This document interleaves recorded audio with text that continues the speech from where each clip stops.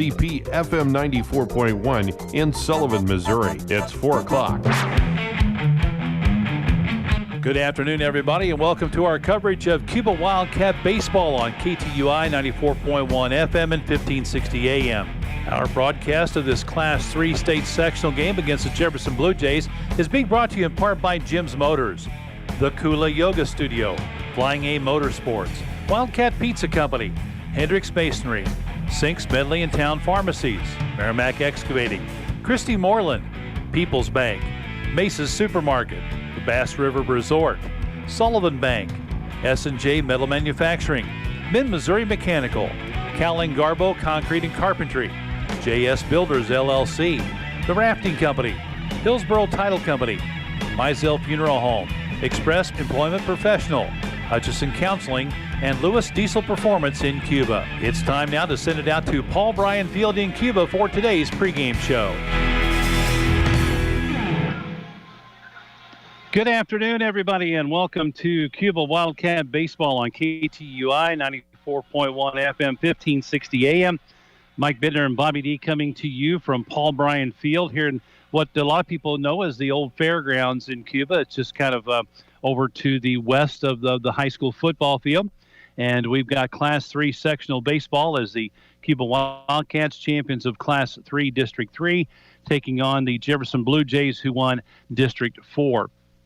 I had a chance to talk earlier today with Cuba head coach Randy Bowles, and we'll have that interview coming up after these messages. Hey, this is Scott at Jim's Motors Trailers in Cuba, Missouri. I want to take time to congratulate the Cuba Wildcats baseball team on their district championship this year. Good luck in tonight's game and the rest of the way in the state tournament. Now, if you're looking for trailers, come and see us. We have a large selection of horse trailers, cattle trailers, utility trailers, dump trailers, flatbeds. We usually have them all in stock. 800-897-9840. Jim's Motors in Cuba. Thanks. Today's Cuba Wildcat baseball game brought to you in part by Kula Yoga and Fitness Studio in Cuba, offering yoga classes for all levels. Carrie and Jason Meadows want to bring unity to the community and promote a healthy lifestyle through yoga. The mission at Kula Yoga is to create a welcome environment to explore yoga at any level. Kula Yoga's space is expanded, so they now have more room. Come check it out at 318 North Franklin in Cuba. Kula is a community of the heart. On Facebook at Kula Yoga Cuba. Wildcat Pizza in Cuba is open 7 days a week, and besides great pizza, they serve pasta, wings, salads, and ice cream. And you have to try the tater kegs and fried mushrooms. They also have gluten-free pizza, open from 10:30 until 9. Wildcat Pizza is locally owned and operated, and they're located at 502 East Washington in Cuba. Like them on Facebook at the Wildcat Pizza Co., and their phone number is 573-677-0115.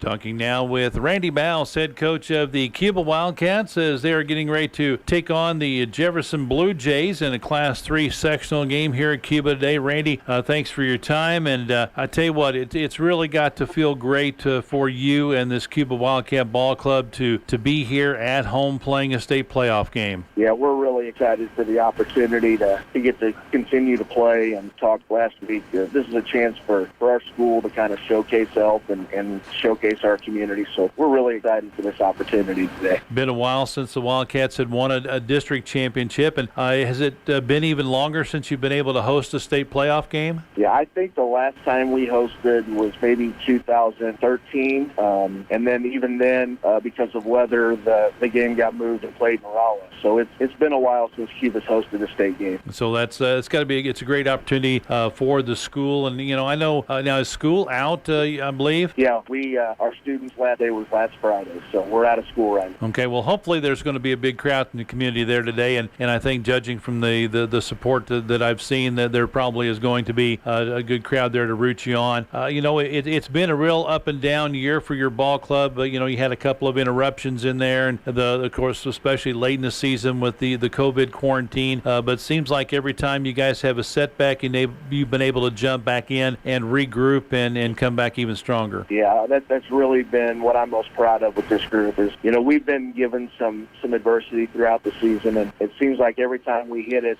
we're able to come out on the other side of it stronger. And I couldn't be more proud of these guys for how they've continued to battle through and kind of see the big picture and know that, once we have everything in place, that we're a pretty good ball club. Now, you started off the year in the Houston Woodbat Classic against some good teams down there, and, you lost your first 4 games of the year before getting a win, then had another 4-game losing streak, and then you ripped off 4 wins in a row, lost 4 in a row, and then, of course, you won 3 in a row to win your district tournament. And, we talked about that little skid there at the end of the year where you lost to New Haven, Steelville, Owensville, and Capital City. And it really could have been a big turning point for your team going the other direction after, those 4 losses in a row. But your kids really regrouped and got refocused coming into the district tournament. Yeah, like we talked about, we facing that adversity, about mid-season, we really felt like we were trending in the right direction. We kind of figured some things out. Early on, we had tough losses.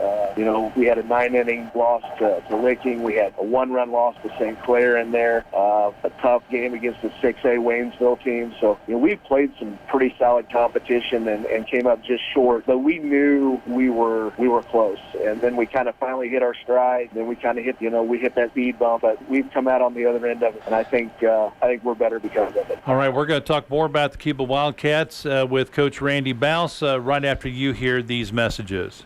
Hendricks Masonry would like to congratulate the Cuba Wildcat baseball team and coaches on being district champions in 2021. Hard work as a team has given you boys something to be proud of. For all of your masonry needs, be sure to give Noel a call at 573-259-3959, specializing in custom brick and stone. Quality workmanship at a reasonable price. Give Noel a chance to earn your brick and business. Let's go Wildcats from Hendricks Masonry in Cuba.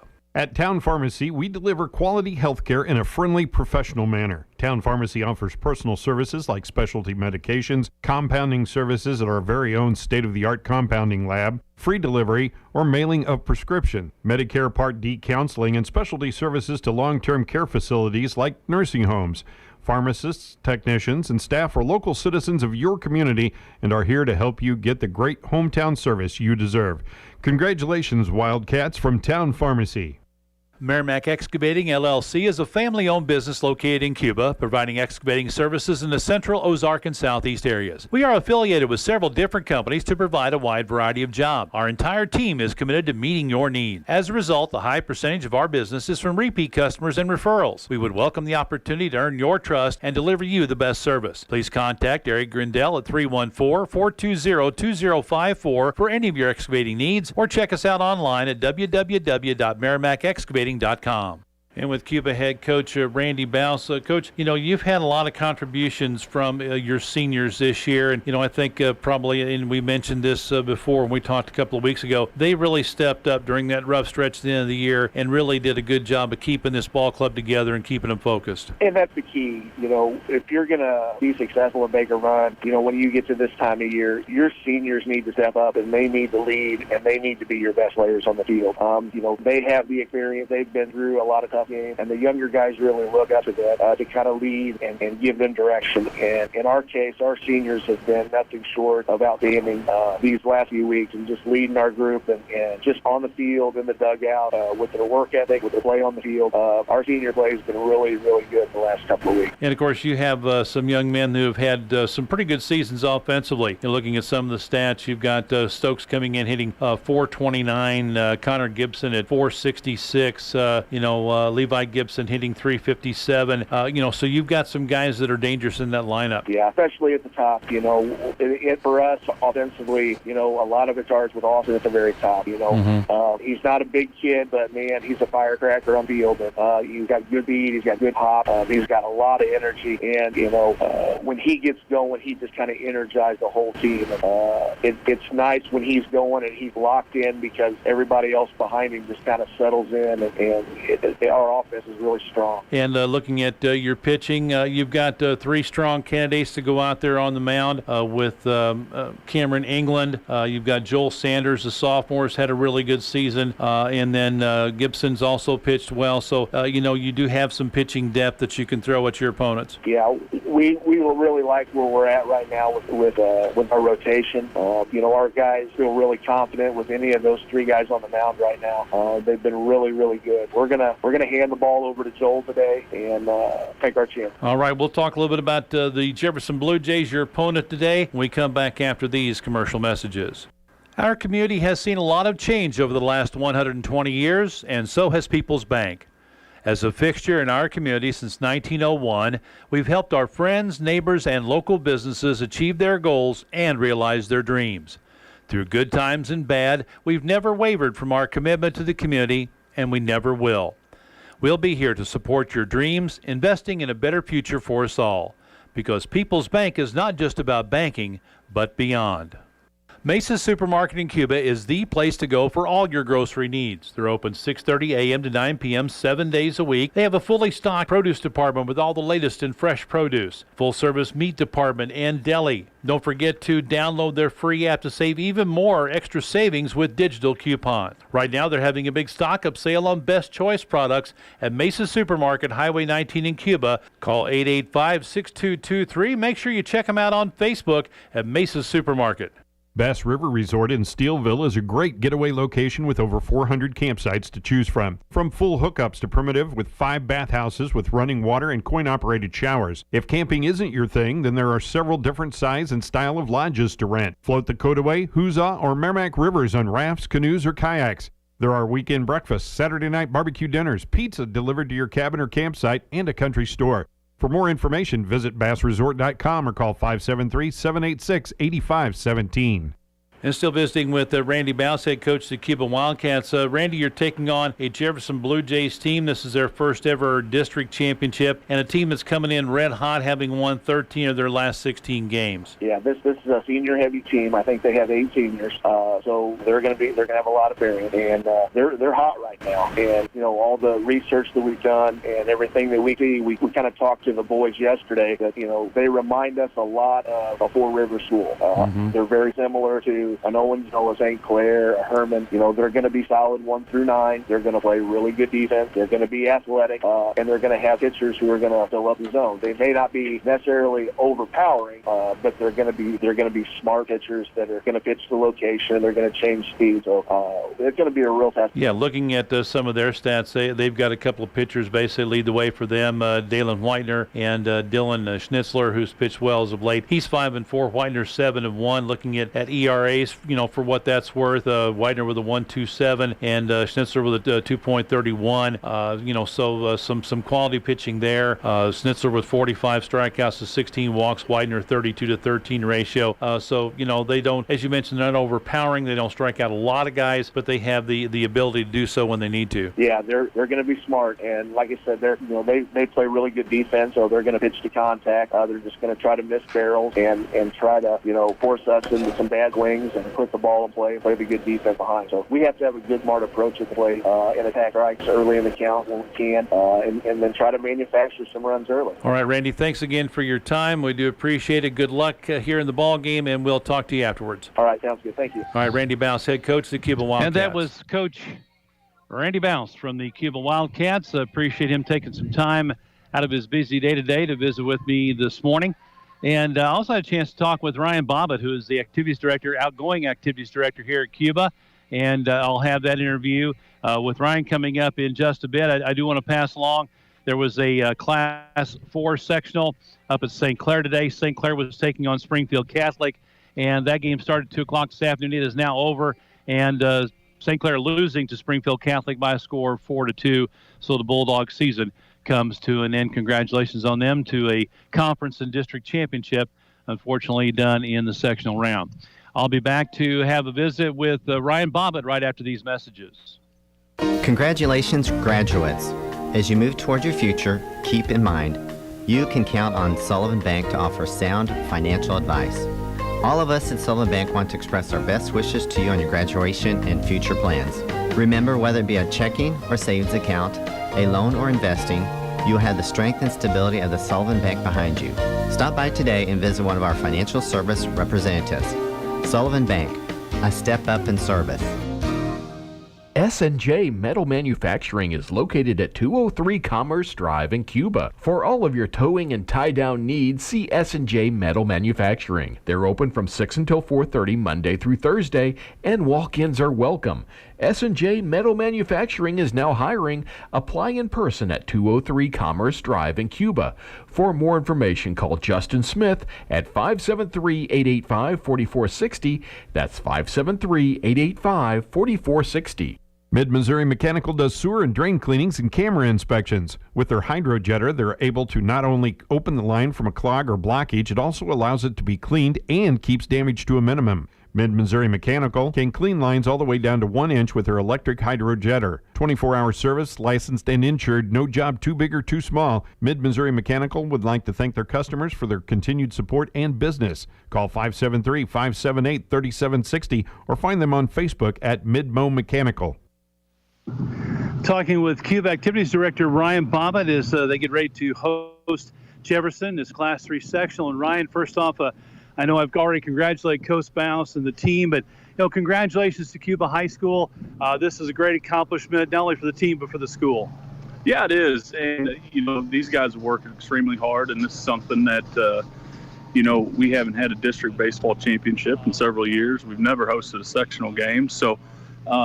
We went through a pretty tough district, and we're super proud of the boys, we're super proud of the coaches, and we're glad to have the community support behind us. Yeah, I talked with Coach Bounce about that earlier today. This is something where it's a chance for Cuba to showcase itself today.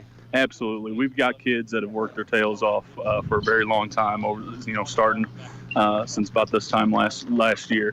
And they deserve it. They deserve to showcase. The coaches deserve a showcase, and our school does as well. Yeah, after the long year, with the COVID, not being able to play last year, and everything that's gone into having to just be able to get games in, over the last year. This is such a great reward for these guys. Absolutely, and it started with with the COVID year last year and getting into this summer and talking about don't take things for granted, take it day by day, and that's what we had to do this year. And between rainouts and COVID days and stuff like that, we're certainly blessed to be able to host here. All right, I know you're looking forward to having a good crowd here today. Yeah, absolutely. Hometown crowd. Hopefully, Jefferson crowd travels well. So, hope there's a lot of people here to enjoy some baseball. All right, I know you've got some things to do. Thanks for your time, Ryan. Thank you, guys. And that is Ryan Bobbitt, the activities director, outgoing activities director here at Cuba. He'll be moving on to a job in the Union School District next year. And assistant principal Eric Logan, who came to Cuba from Bell and was AD up there, is going to be take over part of the activities director duties, and Taylor Dace, who is their head girls volleyball coach, will be, she's now an administrative intern. She'll be helping out Eric with that. And then, of course, Taylor's husband, DJ Dace, a Cuba alum, was named the boys basketball coach, and former Sullivan graduate, Jed Buchart Mullally, is now the head girls basketball coach. So congratulations to them. And speaking of Cuba alum, we have a bunch of former Cuba High School baseball players that are here watching the game today. A bunch of them sitting back over here in the bleachers behind us. Jennifer Cape came up and told us about that. And good to have some of the Cuba alumni here. It's a big deal for the school today. Yeah. All right. Cuba will be the visiting team by virtue of a coin flip. So we'll look at their lineup. Austin Stokes will lead off to play shortstop, wears number 4. Connor Gibson will bat second. He's a catcher, wears number 12. Batting third, wearing number 13, the left fielder Levi Gibson, GIP, and I'll probably say B most of the night, but batting fourth and playing second base, number 10, Garrett Sellers. Batting fifth at first base, number 25, Wyatt Whitaker. Batting sixth and playing center field, number 8, Silas Cape. Batting seventh and playing third base is number 7, Brock Hendricks. Batting eighth And the DH in today's game will be number 5, Levi Jones. He'll be hitting for the Cuba starting pitcher today, number 22, the sophomore Joel Sanders. And batting ninth and playing right field, number 3, Cameron England. And that's Stokes, Gibson, Sellers, Whitaker, Cape, Hendricks, Jones, and England. For the Jefferson Blue Jays, leading off, playing center field, number 11, Nolan Roth. Batting second at third base is number 21, Dawson Jacobek. Batting third and playing in the pitcher today is number 3, Dylan Schnitzler. Batting fourth, playing shortstop, number 6, Colby Ott. Batting fifth and catching, number 2, Will Schnitzler. Batting sixth in right field is number 15, Colton Richardson. Batting ninth and playing second base, or batting seventh, number 9 at second base, Jack Huter. Batting eighth in left field is number 12, Ethan Boyer. And batting ninth, playing first base, number 5, Dalen Whitener. That's Roth, Jacobek, Schnitzler, Ott, Schnitzler, and Richardson. Huter, Boyer, and Whitener, the starting 9 for the Jefferson Blue Jays, who are the home team on the scoreboard. Winner here will play in the quarterfinals, scheduled on Thursday, and they'll play the winner of a sectional today between Portageville and Kelly High School, which is outside of Benton, Missouri. Both schools down the boot heel. And I do believe if Cuba, since they hosted today, if they win today, they would have to travel no matter who wins that other district, the other sectional down there. So if Cuba wins, we will follow them on Thursday, and we'll make the long trip to wherever we got to go to get there. You have to get a visa. Yeah. Well, we hope Robert will pay for a hotel room and spend the night. I'll take my camper. Robert Henry, assistant coach. And our umpires are here. The teams have been introduced, and we will have the national anthem. We'll take a break, and we'll come back for the start of the ball game coming up right after these messages. Cowling Garbo Concrete and Carpentry, LLC, is a union company located in St. Charles County. Cowling Garbo is a flatwork company established in 2013, located in St. Peters with work done in St. Charles and St. Louis counties and the surrounding areas. Cowling Garbo is licensed and insured and is always seeking professional laborers, cement masons, and carpenters. If you're interested in joining the team of experienced professionals, call 636-734-3189. Give J&S Builders a call for your next home project. J&S Builders, serving the Cuba area with more than 20 years experience. General construction, bathroom renovation, siding, decks, kitchen cabinets, and flooring. No job is too small. Josh can build your dream home or simply install your doors. He does it all. J&S Builders, 573-205-4875. That's 573-205-4875. Email jsconstruct36@gmail and like them on Facebook at JS Construction. The Rafting Company Camping RV River Resort was established in 1985 on the Upper Merrimack River in Steelville. The Rafting Company offers a variety of outdoor recreation for the entire family. Rafting, kayaking, tubing, canoeing, hiking trails, side-by-side trails, and much more. We're located on the scenic Upper Merrimack River at the Highway 19 bridge in Steelville. Our float trips are 3, 5, or 7 miles, and all floats end at our resort. And the Dirt Floor Ramblers will be performing this Saturday from 6 until 10 p.m. with food and drink specials at the Rafting Company in Steelville.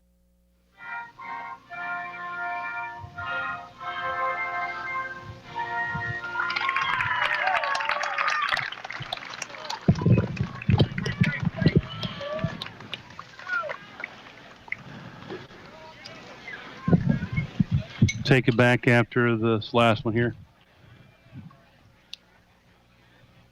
Hillsborough Title Company has served people throughout Missouri by providing buyers, lenders, and construction professionals with solid title insurance policies. With more than 40 years' experience, the Hillsborough underwriting staff has handled multi-site transactions, complex escrow closings, and diverse product type and coverage underwriting. Hillsborough Title Company has acted as an independent third party in a variety of real estate and construction transactions, ensuring that people and lending institutions are protected. For more, please visit hillsboroughtitle.com or call 636-222-8623. As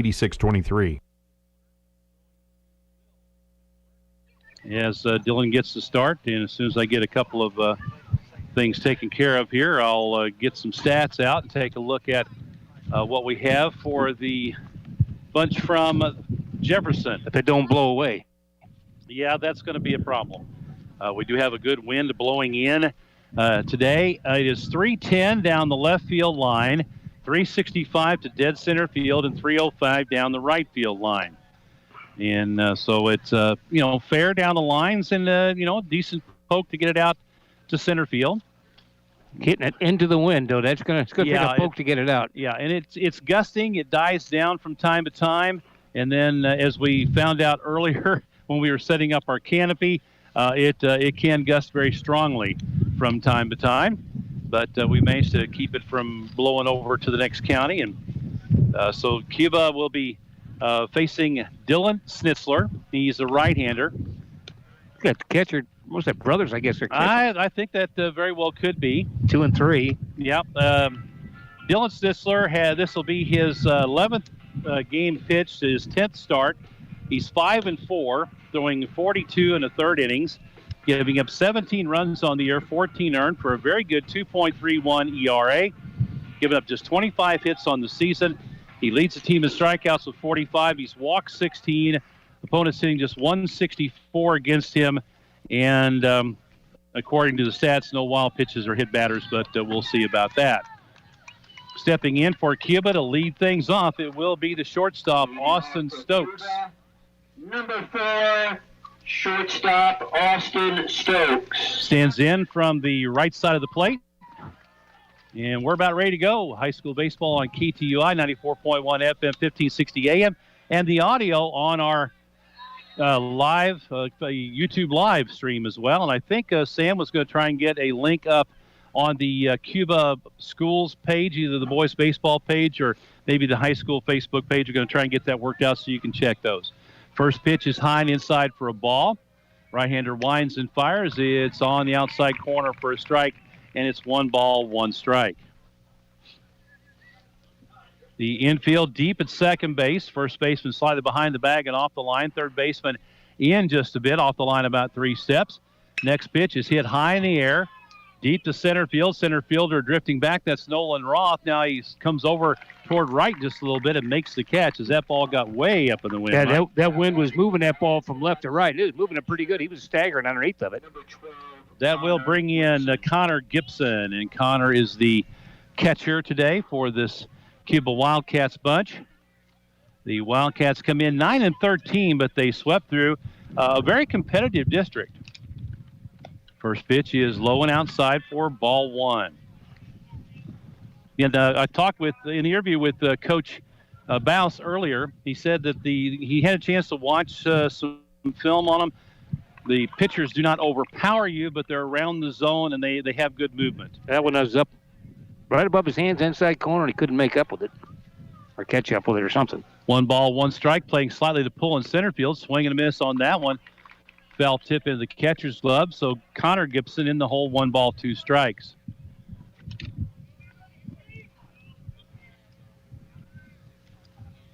Infield straight away. Here's the 1-2 delivery. Off-speed pitch hit in the air, right center field gap. That could get down, and it is caught. A nice running catch. The right fielder, Colton Richardson, went a long way to get to that one, and the wind, again, blowing in from that direction, really knocked that one down, or that may have been out of here, Yeah, Mike. he got that up in the wind, and I'd tell you what, on a calm day or the wind blowing out, if it was blowing out, it definitely would have got it out of here. He caught that about 2 or 3 steps in front of the fence out there in right center.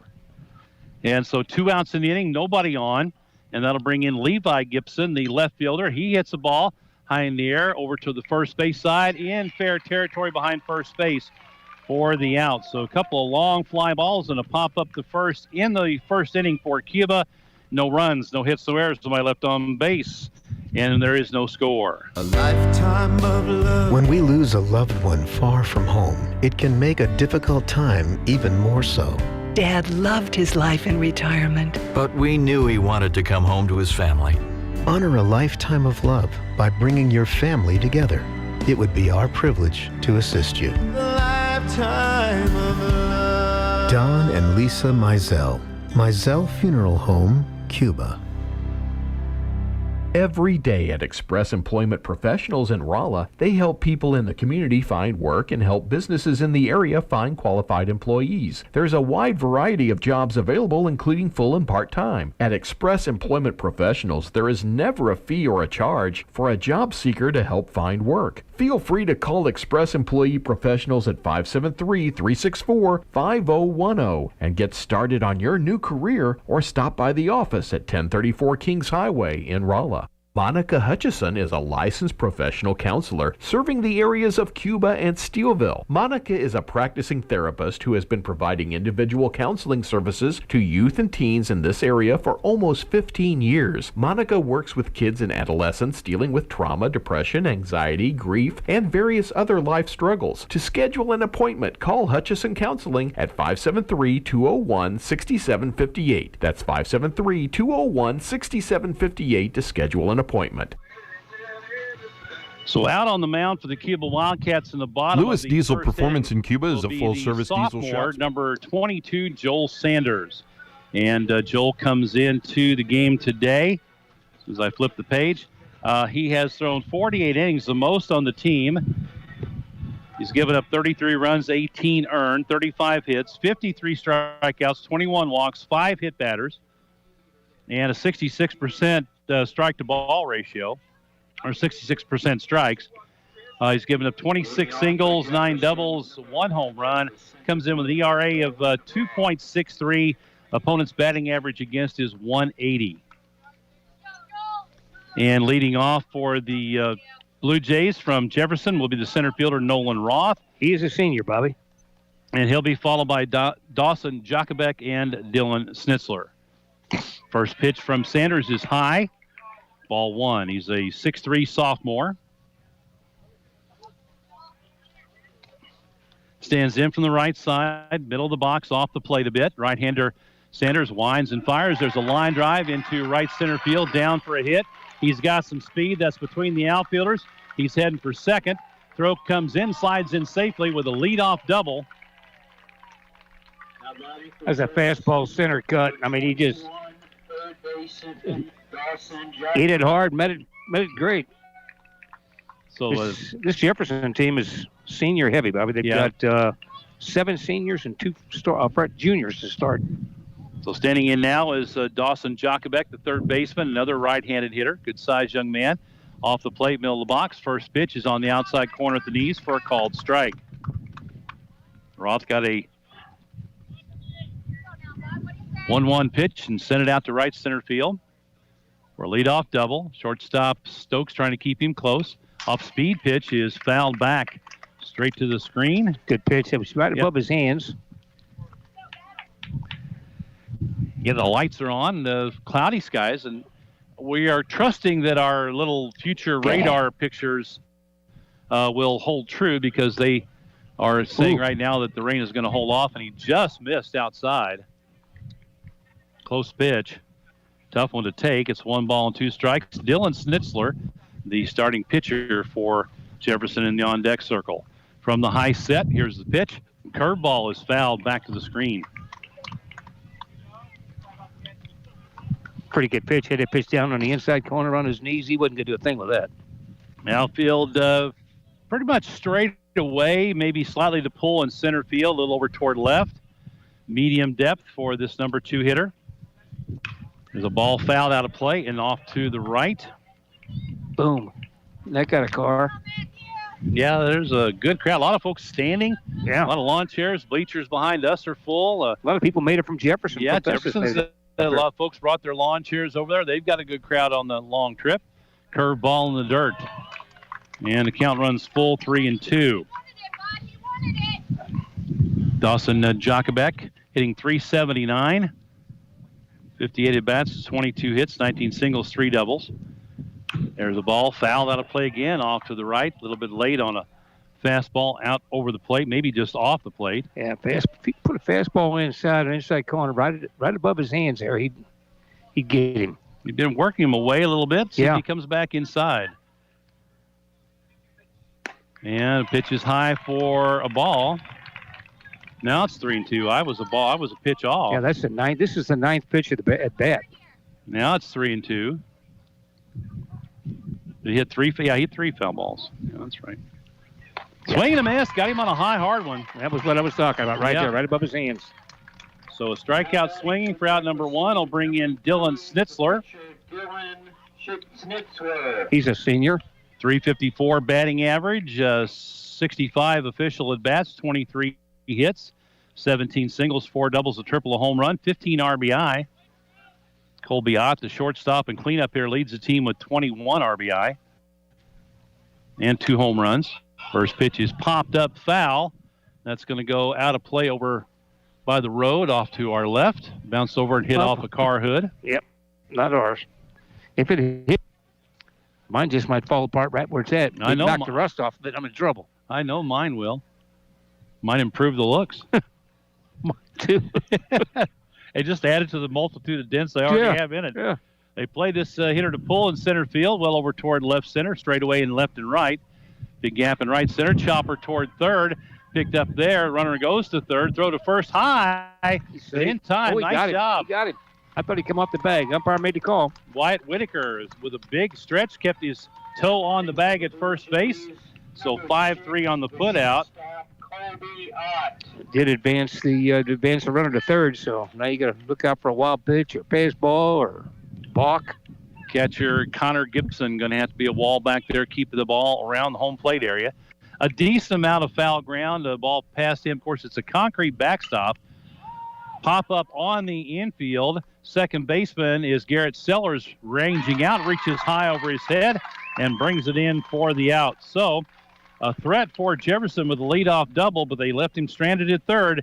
No runs, 1 hit, no errors, 1 left on base. After 1 complete, there is no score. Lewis Diesel Performance in Cuba is a full-service diesel shop specializing in Ford Power Stroke, Cummins, and Duramax trucks. At Lewis Diesel Performance, they can do anything from general maintenance to full builds and performance. They have a brand new diesel performance and repair shop now completely family-owned, and they're ready to serve you to get your truck performance ready. Bring in your personal or company fleet trucks today. Lewis Diesel Performance, located at 5000 Highway P in Cuba. The number is 636-232-4624, and you can find them on Facebook. Hey, this is Scott at Jim's Motors Trailers in Cuba, Missouri. I want to take time to congratulate the Cuba Wildcats baseball team on their district championship this year. Good luck in tonight's game and the rest of the way in the state tournament. Now, if you're looking for trailers, come and see us. We have a large selection of horse trailers, cattle trailers, utility trailers, dump trailers, flatbeds. We usually have them all in stock. 800-897-9840. Jim's Motors in Cuba. Thanks. Today's Cuba Wildcat baseball game brought to you in part by Kula Yoga and Fitness Studio in Cuba, offering yoga classes for all levels. Carrie and Jason Meadows want to bring unity to the community and promote a healthy lifestyle through yoga. The mission at Kula Yoga is to create a welcome environment to explore yoga at any level. Kula Yoga's space is expanded, so they now have more room. Come check it out at 318 North Franklin in Cuba. Kula is a community of the heart. On Facebook at Kula Yoga Cuba. Starting the top of the second inning for the Cuba Wildcats will be the second baseman, the cleanup hitter, number 10, Garrett Sellers. He is a senior and stands in at 6 feet tall. About my size. But same height as. Well, it is if I'm standing on a 6-foot ladder. I'd say wearing your elevator shoes. No score. Cuba went 1-2-3. Swing and a miss. Good fastball. A little bit of a tailing action to it. Sellers aggressive on the first pitch. Comes up empty. Off the plate, middle of the box from the right side. There's a curveball that stays high. And it's 1-1. Wyatt Whitaker, the first baseman, on deck. And then the center fielder, Silas Cape. Here's the line in the pitch. That one's low and inside for a ball. Didn't miss by much. No, it didn't. 2 balls, 1 strike. Third baseman off the line and in. Shortstop back. Ball popped foul and out of play. Off to the right. Missed that Jeep. 2 balls, 2 strikes. Center fielder is Nolan Roth, playing this batter a bit to pull as he's shaded over toward left. Straight away, right fielder playing him off the line a bit. Curveball right back up the middle. Snared by Dylan Schnitzler and throws to first over to Dalen Whiter. Good way of putting it, too. Yep. He just stuck his glove out, and it just one of those look what I found. But he finished off in good fielding position. He did. He was in good fielding position, but I feel a couple. I did too, and I didn't want to say nothing. Yeah. Okay. It's a bird. No, that's. I think that's more than just a bird. Well, we're just saying it's a bird for now. Okay. Wyatt Whitaker stands in. Big first baseman, well off the plate from the right side. First pitch to him is a curved ball at the knees. Called strike one. Whitaker comes in with a .227 batting average. Got 15 hits, 22 strikeouts, 8 walks. Been hit once, 10 singles, 4 doubles, a home run, 11 RBI. Makes a big, healthy cut at that one and fouls it right back to us. Side Cape caught that right off the back of the concrete. It popped right over to him. So he's in the hole now. No balls, 2 strikes. And I didn't bring the tarp. Nope. Yep. Curveball stays high. And if you could put an umbrella up here, but you know how long that would last? Yeah, no, in this wind, are you kidding me? Couldn't even think about it. Nope. Had to strap it down. Here's a 1-2 delivery. Oh. Got in up high on his hands. Good pitch. Got his kitchen there and a swing and a miss. Now, we watched this guy play this past summer, Side Cape. Yeah, played on the... I hate to say COVID League, but that's what it was. I know. I mean, they even call it the COVID League. Yeah. Cy Cape, the center fielder for the Cuba Wildcats, stands in, bats on the right side. 5 up, 5 down. He goes after a curveball up and out over the plate. Fouls it out of play down the right side. Need to get that ball down. They're starting to swing at pitches up. Yeah. We've seen that all year. Cape, 238 average coming in with 15 hits, struck out 16 times, walked 1, hit once. Size 5'10", junior. I thought he was a senior this year. Stands well off the plate in the middle of the box on the right side. Here's the pitch, and it's low. Gets away from the catcher a little ways. 1 ball, 1 strike with Brock Hendricks, third baseman, waiting on deck for the Wildcats. Wind is blowing from the left field corner to the right field foul line right now. It's shifting from time to time. Another one that bounced in, that was, 56.5? At best. You know, on the contrary, with Jefferson and all the seniors, there's only 1, 2, 3, 4 seniors and a freshman. Ooh, got a low strike. Yeah, on Cuba's team. Yeah, low strike at the knees, outside corner. 2 balls, 2 strikes. Cape will have to protect all these Cuba batters standing off the plate. Yeah. I haven't seen anybody up close as yet. Here's a 2-2 delivery. Got it on his hands, grounded to the second baseman. Comes up with it. Cape hustling down the line, but the throw is in time for out number 3. In the inning for Cuba, no runs, no hits, no errors. Somebody left on base. We played an inning and a half. There's no score. Wildcat Pizza in Cuba is open 7 days a week, and besides great pizza, they serve pasta, wings, salads, and ice cream. And you have to try the tater kegs and fried mushrooms. They also have gluten-free pizza, open from 10:30 until 9. Wildcat Pizza is locally owned and operated, and they're located at 502 East Washington in Cuba. Like them on Facebook at the Wildcat Pizza Co., and their phone number is 573-677-0115. Hendricks Masonry would like to congratulate the Cuba Wildcat baseball team and coaches on being district champions in 2021. Hard work as a team has given you boys something to be proud of. For all of your masonry needs, be sure to give Noel a call at 573-259-3959, specializing in custom brick and stone. Quality workmanship at a reasonable price. Give Noel a chance to earn your brick and business. Let's go Wildcats from Hendricks Masonry in Cuba. At Town Pharmacy, we deliver quality health care in a friendly, professional manner. Town Pharmacy offers personal services like specialty medications, compounding services at our very own state-of-the-art compounding lab, free delivery, or mailing of prescription, Medicare Part D counseling, and specialty services to long-term care facilities like nursing homes. Pharmacists, technicians, and staff are local citizens of your community and are here to help you get the great hometown service you deserve. Congratulations, Wildcats from Town Pharmacy. Leading off for Jefferson, bottom of the second inning, is the catcher number 2, Will Schnitzler, followed by Colton Richardson and Jack Huter. First pitch is low in for ball.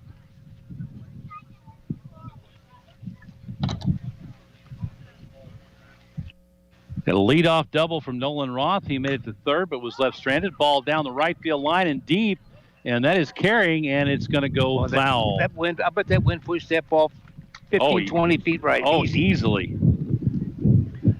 1 ball, 1 strike to Will Schnitzler. You guys got some power. I'll say that for what we've seen so far. We've seen a few deep line drives, like you mentioned, Mike. A couple of the Cuba hit in the first on a calm day or wind not blowing in. I think both of those could have gone out of the park. Here's a 1-1 delivery. Got in on his hands. He fouls it back to the screen. As Joel Sanders, a sophomore pitcher, big 6'3" young man. He's ahead in the count. 1 ball and 2 strikes. There's a ground ball to short, charged, bobbled slightly, but in time to first for the out as Austin Stokes gets it over to Wyatt Whitaker for the put out. 6-3 if you're scoring at home. And Colton Richardson, the right fielder, number 15, stands in. If you're not scoring at home, it's still 6-3. Yeah. Richardson stands in with a .241 batting average, 58 at bats, 14 hits, 12 singles, 2 doubles. 4 in a row set down by Joel Sanders after that leadoff double. Infielders deep at short and second. First baseman off the line behind the bag. Third baseman off the line in a couple steps. First pitch hit in the air to the left, and that is going to drop for a base hit. Had no chance. That just was fisted out there. Yeah, got in his hands, but he's a big, strong kid and got it out to shallow left field in front of Levi Gibson. So a 1-out base hit. We'll bring in Jack Huter, second baseman. He's one of the 2 juniors. Richardson was the other junior, and this is on the starting lineup anyway. Left-handed batter up close to the plate, up in the box. First pitch, in for a called strike. Change up. So Richardson with the 1-out single. He stands at first base. 4 stolen bases on the season. Guy you want to keep off the base paths is Colby Ott, the shortstop. Not only is a cleanup hitter, leads team in RBI.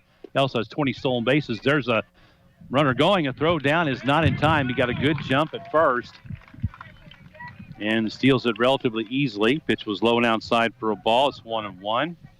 Now you might, I don't know how this kid handles a bat, but now you might see him lay one down. Let's see. This is number 9, Huter. I wouldn't think. No sacrifices listed on the year as he swings and misses. So it's 1 ball and 2 strikes. Shortstop playing up the middle, trying to keep the runner close. Third baseman in and well off the line with a left-handed batter up. High, hard one. Swing and a miss on the fastball. Gets the strikeout. Same pitch as the pitch before. They're getting them above their hands, and like everybody else, they like swinging that pitch up. 2 swinging strikeouts so far for Joel Sanders. Bring in the left fielder, number 12, Ethan Boyer. The senior. According to stats, I have an .091 batting average. 11 at bats, limited playing time. A little nubber. His foul hit him in the box off his foot. Home plate umpire right on top of it. 11 official at bats with 1 hit. That was a single. Does have an RBI. Well, either walked one in or that base hit got him an RBI, one or the other. Looking down at the third base coach, getting his signs. Now he'll stand back in. Shallow in left. Playing slightly to pull and shallow in center and in right as well.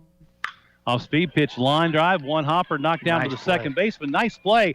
Wide throw, but a good job by Whitaker again. Second time he's made a great play at first. Going down a big stretch as that ball was out toward the right field corner. And a big stretch for the out, 4-3 on the putout. In the inning, no runs, 1 hit, no errors, 1 left. After 2 complete, there is no score. Merrimack Excavating, LLC is a family-owned business located in Cuba, providing excavating services in the central Ozark and southeast areas. We are affiliated with several different companies to provide a wide variety of jobs. Our entire team is committed to meeting your needs. As a result, the high percentage of our business is from repeat customers and referrals. We would welcome the opportunity to earn your trust and deliver you the best service. Please contact Eric Grindell at 314-420-2054 for any of your excavating needs, or check us out online at www.merrimackexcavating.com. Our community has seen a lot of change over the last 120 years, and so has People's Bank. As a fixture in our community since 1901, we've helped our friends, neighbors, and local businesses achieve their goals and realize their dreams. Through good times and bad, we've never wavered from our commitment to the community, and we never will. We'll be here to support your dreams, investing in a better future for us all. Because People's Bank is not just about banking, but beyond. Mesa's Supermarket in Cuba is the place to go for all your grocery needs. They're open 6:30 a.m. to 9 p.m. 7 days a week. They have a fully stocked produce department with all the latest in fresh produce, full-service meat department, and deli. Don't forget to download their free app to save even more extra savings with digital coupons. Right now, they're having a big stock-up sale on Best Choice products at Mesa Supermarket, Highway 19 in Cuba. Call 885-6223. Make sure you check them out on Facebook at Mesa Supermarket. Third baseman Brock Hendricks will lead it off for the Wildcats as we head quickly to the top of the third. A very fast-paced game so far. Just a couple of hits, both by Jefferson. A leadoff double in the first inning and a one-out single in the second.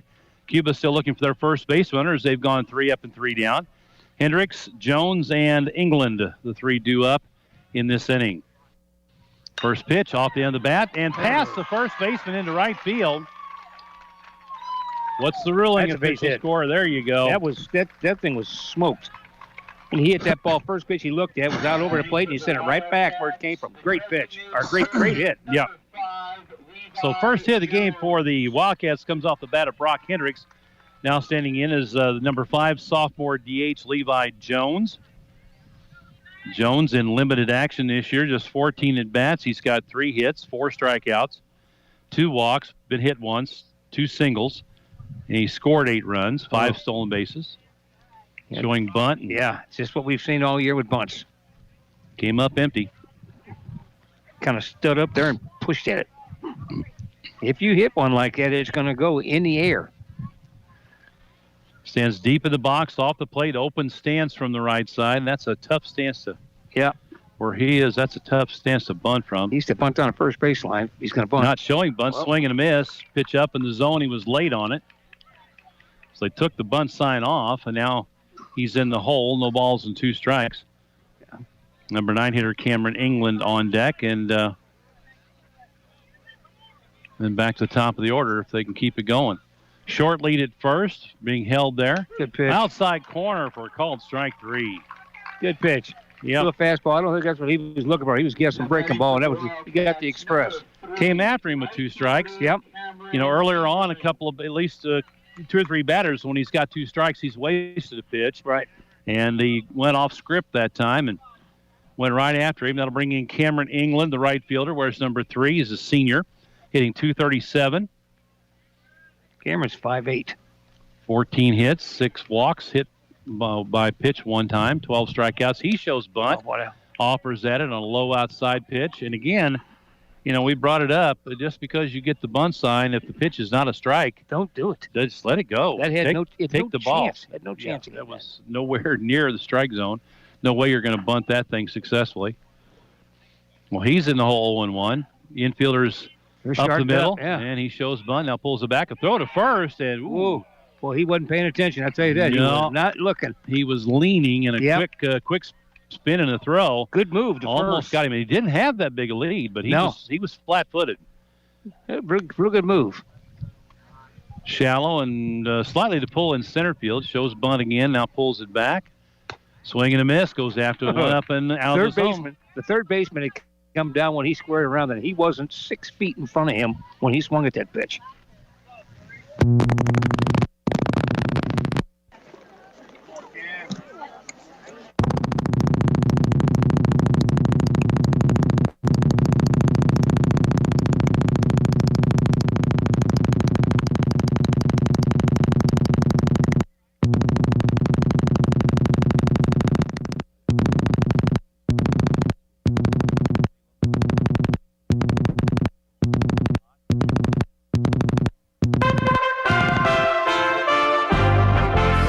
USA Radio News with Tim Berg. The United States is reaching a major milestone in the COVID-19 vaccination effort. The White House announcing 50% of American adults are now fully vaccinated against coronavirus. That translates to nearly 130 million people. President Biden set a goal to get 160 million adults fully vaccinated by July 4th. Senate Republican leader Mitch McConnell is ripping the removal of the remaining U.S. troops from Afghanistan. The president's decision to retreat from Afghanistan is not clear-eyed or strategic. It's dangerous, wishful thinking.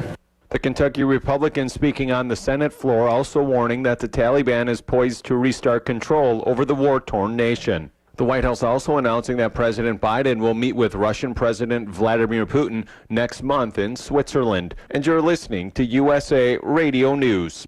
Join me, George Norrie, for the Worldwide Contact in the Desert Virtual UFO Conference, June 25th to June 28th. Contact in the Desert is an epic weekend of adventure, jam-packed with exciting explorations into UFOs, ancient civilizations, AI, crop circles, forbidden archaeology, disclosure, and the newest evidence of ongoing contact, sightings, and leading-edge science. This amazing weekend delivers more than 130 presentations and special events showcasing 67 speakers from all over the world, with 2 extra weeks to view your favorite leading experts, including Avi Loeb with Clyde Lewis, Linda Moulton Howe, Paul Hellyer, John Lear, Russell Targ, David Childress, Doc Wallach, and more. With breaking articles in the New York Times and acknowledged naval sightings, and more importantly...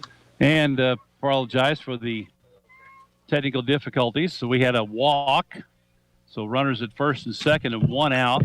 And there's a bunt up the third baseline is going to go foul. He'd have beat that out. Yeah, third baseman was playing back with the runner at second.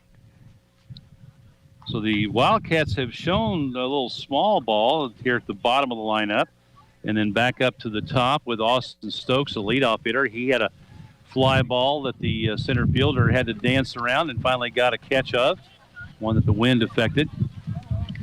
That was the thing. The first two Cuba Wildcats hit the ball really hard, but they hit them where people could get to them. Throw back to second base as there was a play on there, but he dives back in safely. That was Hendricks. Keep an eye on that runner. Outfield medium depth for this leadoff hitter, Austin Stokes. Comes in with a .429 batting average, 30 hits, 13 strikeouts, 11 walks, been hit 3 times, 16 singles, 4 doubles, 5 triples, leads the team with 5 home runs. And he takes a pitch outside, and it's 1 ball, 1 strike. Hey, you couldn't have the outfield any more straight away than they are right now. Yeah, center fielder's just a bit to pull, shading him a couple of steps toward left. That one hits him in the front shoulder. Off-speed pitch got away from him, and that loads the bases. Yeah, you heard. We're close enough that we could hear the thud. Yep. Number 12, Connor Gibson. That'll bring in Connor Gibson, the Wildcats catcher, as they have their first big threat of the ball game. Bases loaded, 1 out, and Coach Baus telling Connor, settle down, take a deep breath, stay within yourself, don't try to do too much. You get a pitch you can handle, a fly ball brings in a run.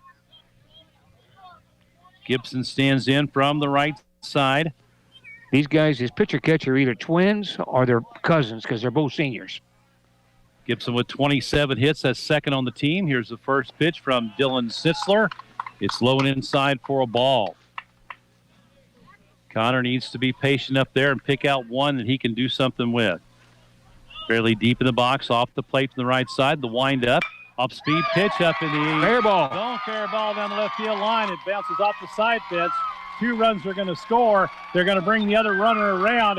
Here's the relay to the plate. It's offline, and a bases clearing double for Connor Gibson. That pitch was up in his eyes and inside, and he just turned on it and released it down the left field line. It was fair by about 2 feet and then kicked straight left into the outfield foul territory. Came off the fence and almost went past the third baseman. That's what they needed right there. So good job by Connor. He got a pitch up. He figured, that pitch, if nothing else, I can probably get a fly ball out of it. He hit it hard. He smoked it. Yep, right down that left field line. As you said, a couple of feet, then had some topspin on it. It kicked over to the foul territory, and that allowed all 3 runs to score. He's at second base. There's a curveball, low for ball 1. As the Wildcats break out on top of the third. Still just 1 out in the inning. This is Levi Gibson, the freshman left fielder, standing in. There's a fastball in for a strike. Well, I'd be really surprised if this game ended up with the runs the way it is right now, with the score the way it is. possible, but I'd be surprised. Levi with 25 hits on the year. Struck out 20 times, walked 4, been hit once, a swing and a miss. A little bit late on that one. Yep, in the hole, 1 ball, 2 strikes. He's only a freshman. Yep. Has 18 singles, 7 doubles, 11 RBI, and he's got one out there at second base, his brother. Chance to drive him in. From the high set, check of the runner. Here's the pitch, low. Yeah, I'll give the umpire credit on that. He leaned back and asked for time, and the man was already in his windup, and the umpire did not grant the time. That's right, and I like to see that. I do too. Especially when he can see the pitcher is starting his windup. Yep. Because that's easy for a pitcher to hurt himself. Oh, yeah, to stop absolutely is. Sneaking in behind the runner at second. Got a ball in on his fist. Fouled out of play off to the left. And look out. Ooh, that just goes between the bleachers over on the left side with the blue-clad Jefferson Blue Jay fans. You know, I could do without smelling all these hot dogs. Yeah, you had to bring it up. I know. I couldn't help. I could not bring it up, but you could smell it like this. We're right in front of him. Third baseman is even with the bag off the line about 3 steps. They play him up the middle. Here's the next big curveball, stays high. And the count works full again to Levi Gibson. 3 balls, 2 strikes. Runner at second, 1 out in the inning. Cuba has scored 3 to take the lead. Snitzler's head cannot seem to get a hold of that breaking ball right now. Yep, he's just leaving it up there. Fastball foul back, a good cut by Levi Gibson. Fouls it back. He's got a nice at bat going. Yeah, he does. It's what, 3? This be the 8th pitch, right? 8th pitch, yeah. Connor comes in with Levi comes in with a .357 batting average. Here's the 3-2 pitch, low and inside for a ball. Second walk. I imagine he's going to get a visit here pretty quick. And, well, he was started to come out now. Nope, he's going to stay in the dugout. Here comes Garrett Sellers. I'm surprised. I thought that he would. Sellers hit one right back to the pitcher, Dylan Snitzler. His first time up, leading off in the second inning. Wildcats had a leadoff base hit, a swinging strikeout, a walk, a hit by pitch to load the bases, and then Connor Gibson cleared him with a double down the left field line, a walk to Levi Gibson, and the cleanup hitter Garrett Sellers at the plate, low and inside, ball 1. Still only 1 out. Yep. 7th man to bat in the inning. Again, they play him to pull in center field pretty much straight away and right and left, big gap in right center. When blowing over toward the right field line. Here's the 1-0 pitch off the end of the bat, foul back and out of play. 1 ball, 1 strike. Again, Bobby D and Mike Bittner with you on KTUI 94.1 FM, 1560 AM. And our audio is streaming on our YouTube Live channel, KTUI Live. Just go to YouTube, search for KTUI Live. Another ball fouled out of play and off to the right. Everybody turns and looks to see if it hits a vehicle. We're hoping not.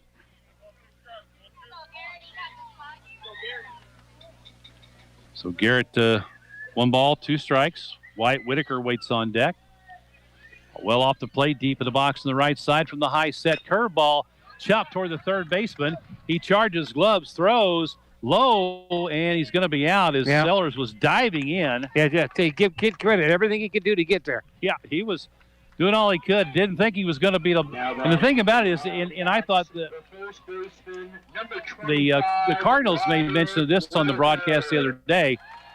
Jim Evans brought it up when Yachty slid into first base. It takes you more time to slide. Slow down. Oh, yeah, absolutely. Slow down to slide. Yep, it sure does. You're better off just staying up and trying to stretch.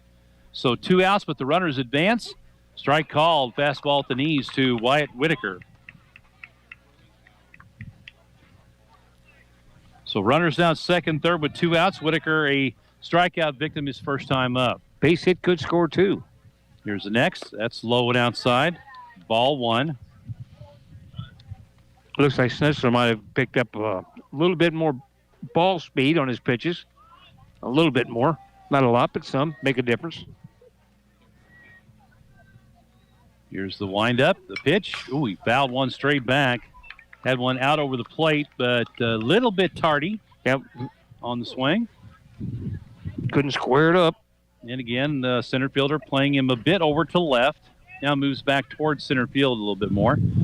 Right fielder well off the line. He's got a lot of room down the right field line if he could take an outside pitch that way. From the high set, check of the runners. Here's the pitch. Swing and a miss. Struck him out. 2 strikeouts in the inning, but Cuba does some damage. They send 8 men to the plate. They score 3 times on 1, 2, 3 hits, and no errors, 2 left on base. And after 2.5, it's Cuba 3 and Jefferson nothing. Bass River Resort in Steelville is a great getaway location with over 400 campsites to choose from. From full hookups to primitive with 5 bathhouses with running water and coin-operated showers. If camping isn't your thing, then there are several different size and style of lodges to rent. Float the Kodaway, Huza, or Merrimack Rivers on rafts, canoes, or kayaks. There are weekend breakfasts, Saturday night barbecue dinners, pizza delivered to your cabin or campsite, and a country store. For more information, visit bassresort.com or call 573-786-8517. Did you know that your home can be turned into a liquid asset when you need money? Hi, this is Matt Dace with Sullivan Bank. Over the years, you've built equity in your home, and now you may want to tap into it. Maybe it's to help pay for college or to cover an unexpected expense. Sullivan Bank offers home equity loans so that you can put your equity to work for you today. Just stop by your local Sullivan Bank branch to learn more and experience a step up in service. S&J Metal Manufacturing is located at 203 Commerce Drive in Cuba. For all of your towing and tie-down needs, see S&J Metal Manufacturing. They're open from 6 until 4:30 Monday through Thursday, and walk-ins are welcome. S&J Metal Manufacturing is now hiring. Apply in person at 203 Commerce Drive in Cuba. For more information, call Justin Smith at 573-885-4460. That's 573-885-4460. We head to the bottom of the 3rd inning. Cuba with 3 at the top of the inning, taking a 3-0 lead. Leading things off for Jefferson will be Dylan Whitener, first baseman. First pitch to him is low and inside for a ball. It's number 9 hitter in the lineup, and back to the top of the order with Nolan Roth and Dawson Jacobek. And next pitch is a ball as well. 2 balls, no strikes to count. He was on the bench a long time that time, so he's going to have to try and get himself settled down. Widener stands in. Number 9 hitter with a 377 average. And he gets hit by the pitch. So a leadoff base runner, and that's not what he wanted to do after you get 3 runs. Come out to let the first guy get on. Especially at the bottom of the order. You get back to the top of the order with some dangerous hitters. Nolan Roth took a 1-1 pitch out into right center field for a double leading off the game for Jefferson. Stands in from the right side. They hold the runner at first. Short lead. Off-speed pitch is hit in the air to right. That's carrying. And it's in foul territory. Caught. The runner tags. Going for second base. Here's the throw. And they got, he's got to tag him. You got to tag him. He forgot he's got to tag him. The throw was on the outfield side of second base. It would have been a tough tag. Yeah, it would have been. Again, he was trying to keep his foot on the bag, thinking it was a force out, but it was a tag play. So good base running, heads-up base running by Whitener. Goes to second base on the fly ball to right, and a good play by the right fielder, England, to get over and catch that one in foul territory. And a strong throw to second. Yeah, it was. It's a real good throw. Curveball is outside. Good snag by the catcher, Connor Gibson. The shortstop just forgot that he had to tag him. He stretched to try and catch it and forgot he had to tag him. Yeah, it would have been a difficult tag. It would have been. The ball was off the base. Even if he would have gone off the base and caught it, it would have been difficult to get back and tag him in time. But now 2-2 as the pitch is low and inside. The runner out at second is Widener. Reached on the hit by pitch and advanced on a fly ball. Come from the high stretch. And a ball hit past the second baseman into right field. Right fielder charges, comes up throwing. They're going to hold the runner as it comes into the pitcher. That was actually a pretty good play right there. The pitcher cut it off. The right fielder charged the ball, picked it up, threw a rocket into the pitcher, who was the cutoff man, and just kind of held everybody where they were. I think they were going to hold the runner at third anyway. They saw England's throwing arm earlier. And so first and third now with 1 out. Now they're going to 1 out. Will they throw through? Yeah, we'll have to wait and see. Decent lead at first. Runner goes. Ball hit in the air. Foul territory down the right field line. And heck of a try. Whitaker chases after it but can't get to it. As the right fielder, England was playing deep. Whitaker did all he could to get there. He had to kick his head off it. Knock his head off his head. He had to get rid of that thing. That gets in the way. Yeah, he's got kind of a big bushy hair. Yeah, he's got hair. Something I can't say I have. So I'm jealous. Yeah, well, he's younger, too. Yeah, that's true. One of these days, he may be like you. Yeah, if he's not lucky. Step off, and we're looking the runner back at first. Yeah, he was going on the first hit. Yeah, he was. Was Jacobek, and he doesn't look like a fast guy, but he is second on the team in steals. Jump. So, yeah, there you go. Team in steals for 10. Pitch was high for a ball. 1 ball, 1 strike. Took one of those 2 quick steps and then stopped. He wasn't stopping the first time. Need to Sanders settle looks in, things down here. Gets the signs. Runner goes. Pitch is a strike on the outside corner, and they let him go. So the stolen base, they do not throw through. Pitch was a strike. Well, second and third now with 1 out. 1 ball, 2 strikes to Dylan Schnitzler, the pitcher. Grounded out to third his first time up. Curveball, swing and a miss. Good pitch. Pitch up and away. 2 strikes, too close to take.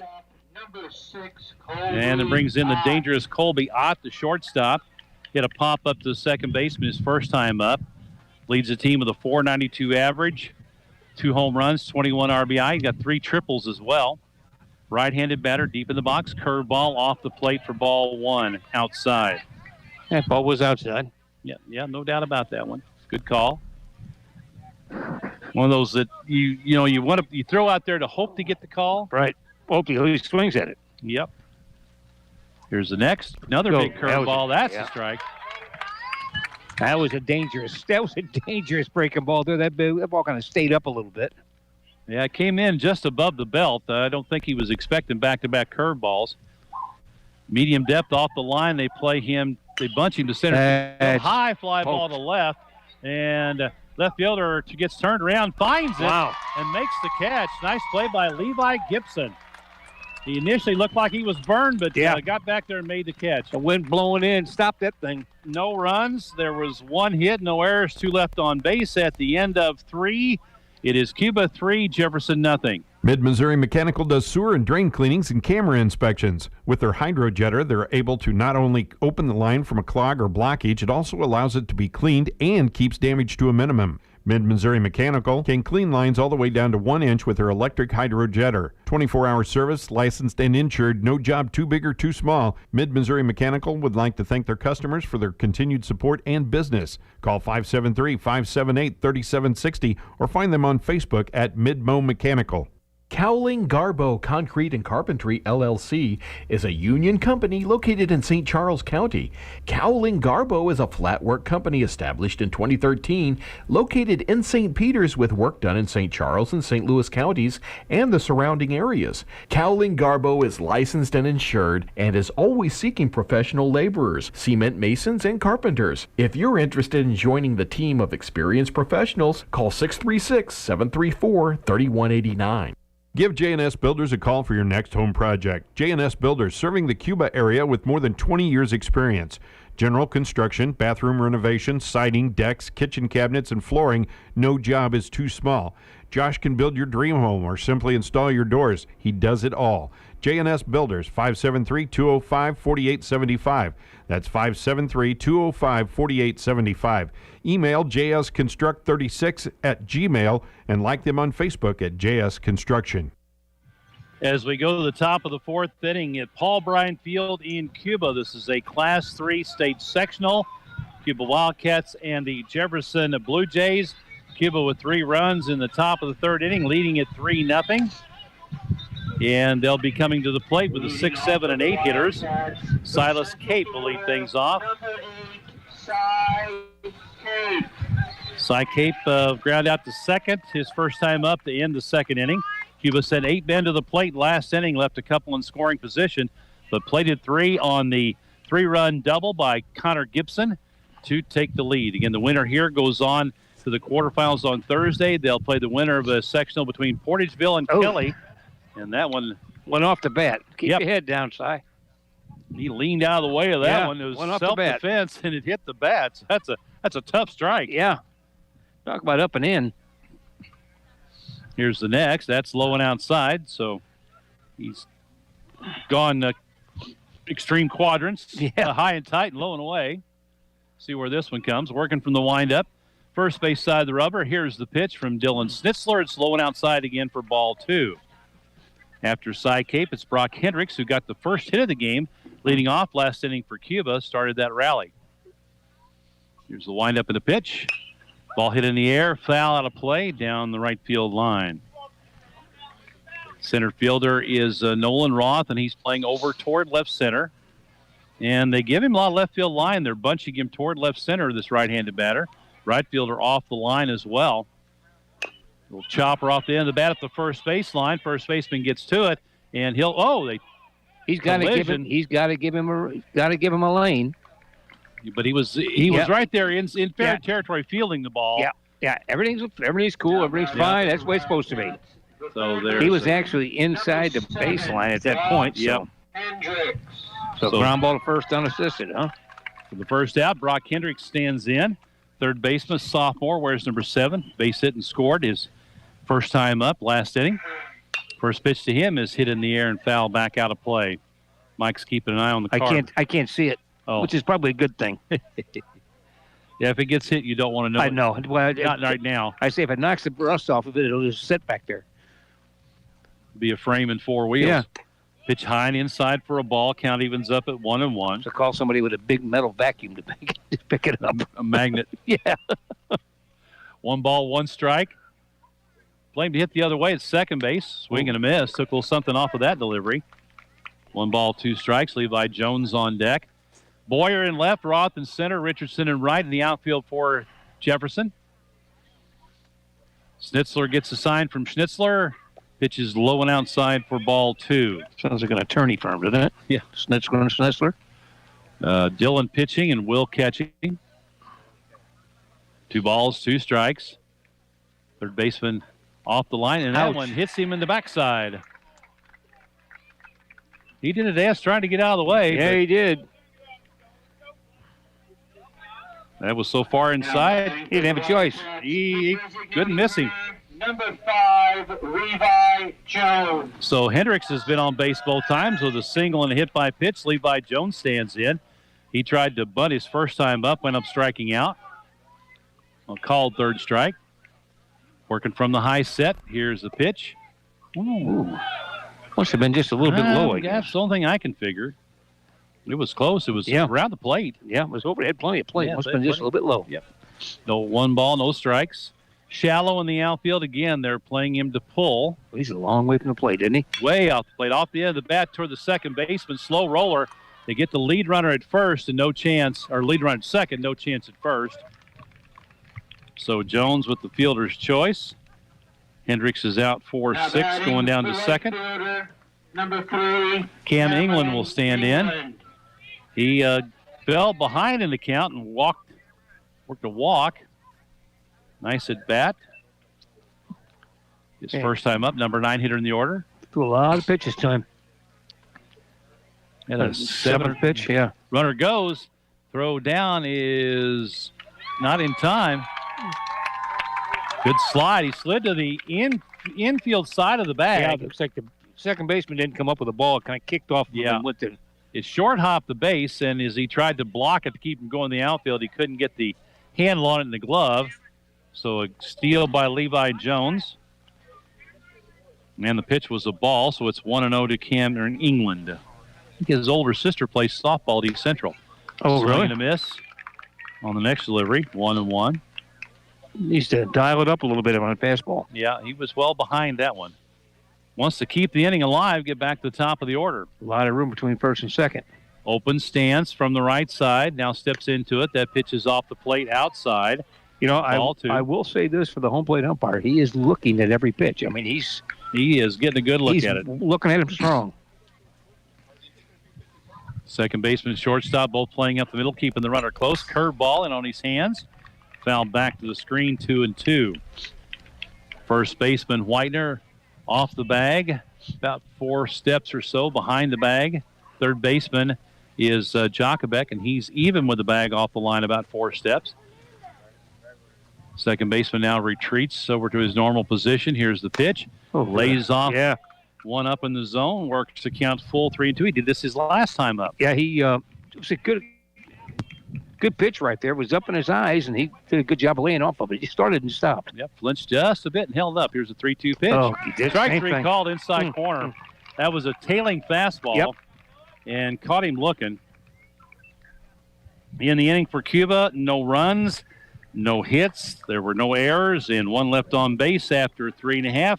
Cuba on top of Jefferson, 3-0. The Rafting Company Camping RV River Resort was established in 1985 on the Upper Merrimack River in Steelville. The Rafting Company offers a variety of outdoor recreation for the entire family. Rafting, kayaking, tubing, canoeing, hiking trails, side-by-side trails, and much more. We're located on the scenic Upper Merrimack River at the Highway 19 bridge in Steelville. Our float trips are 3, 5, or 7 miles, and all floats end at our resort. And the Dirt Floor Ramblers will be performing this Saturday from 6 until 10 p.m. with food and drink specials at the Rafting Company in Steelville. Hillsborough Title Company has served people throughout Missouri by providing buyers, lenders, and construction professionals with solid title insurance policies. With more than 40 years' experience, the Hillsborough underwriting staff has handled multi-site transactions, complex escrow closings, and diverse product type and coverage underwriting. Hillsborough Title Company has acted as an independent third party in a variety of real estate and construction transactions, ensuring that people and lending institutions are protected. For more, please visit hillsboroughtitle.com or call 636-222-8623. A lifetime of love. When a loved one passes on, families must find a way to go on. Mom gave us a lifetime of love. In a special way, we wanted to thank her for that. In a time of loss, allow us to serve your family and create a tribute of a lifetime. The lifetime of love. Don and Lisa Mizell, Mizell Funeral Home, Cuba. The catcher, Will Schnitzler, stands in, leading off in the bottom of the fourth, and we have time called. The third base umpire was getting a drink of water or something. He wasn't ready to go. Oh, he's got to have somebody down there with a glove to protect the catcher. Oh, yeah, they're warming up down in the bullpen down there. Okay. So now we're ready to go. Will Schnitzler stands in. First pitch to him from Joel Sanders. An off-speed pitch up in the zone inside, and a swing and a miss.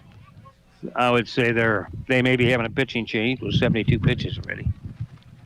Just, 39 through 3 innings for Sanders. That pitch misses low and inside for a ball, 1-1. He works quick. He doesn't waste any time. Gets the sign and goes. Big sophomore looks in, gets the sign from Connor Gibson. That glove right in front of his face. The sidestep in the pitch. Swing into left field is going to drop fair and go into the corner. He'll get at least 2. The left fielder was over toward left center. And a leadoff double. That did exactly the same thing that the hit by clearing double that Connor Gibson hit. Yeah. It hit and kicked immediately into foul territory. Just kind of a really, half swing almost. Yeah. Just poked it out there. So a leadoff double brings in Colton Richardson. He had a base hit his first time up in the second. Stole a base left stranded. That bird's going over again. Yep. First pitch. No, nice job by Connor Gibson. In the dirt, in the left-handed batter's box. Got his body in front of it.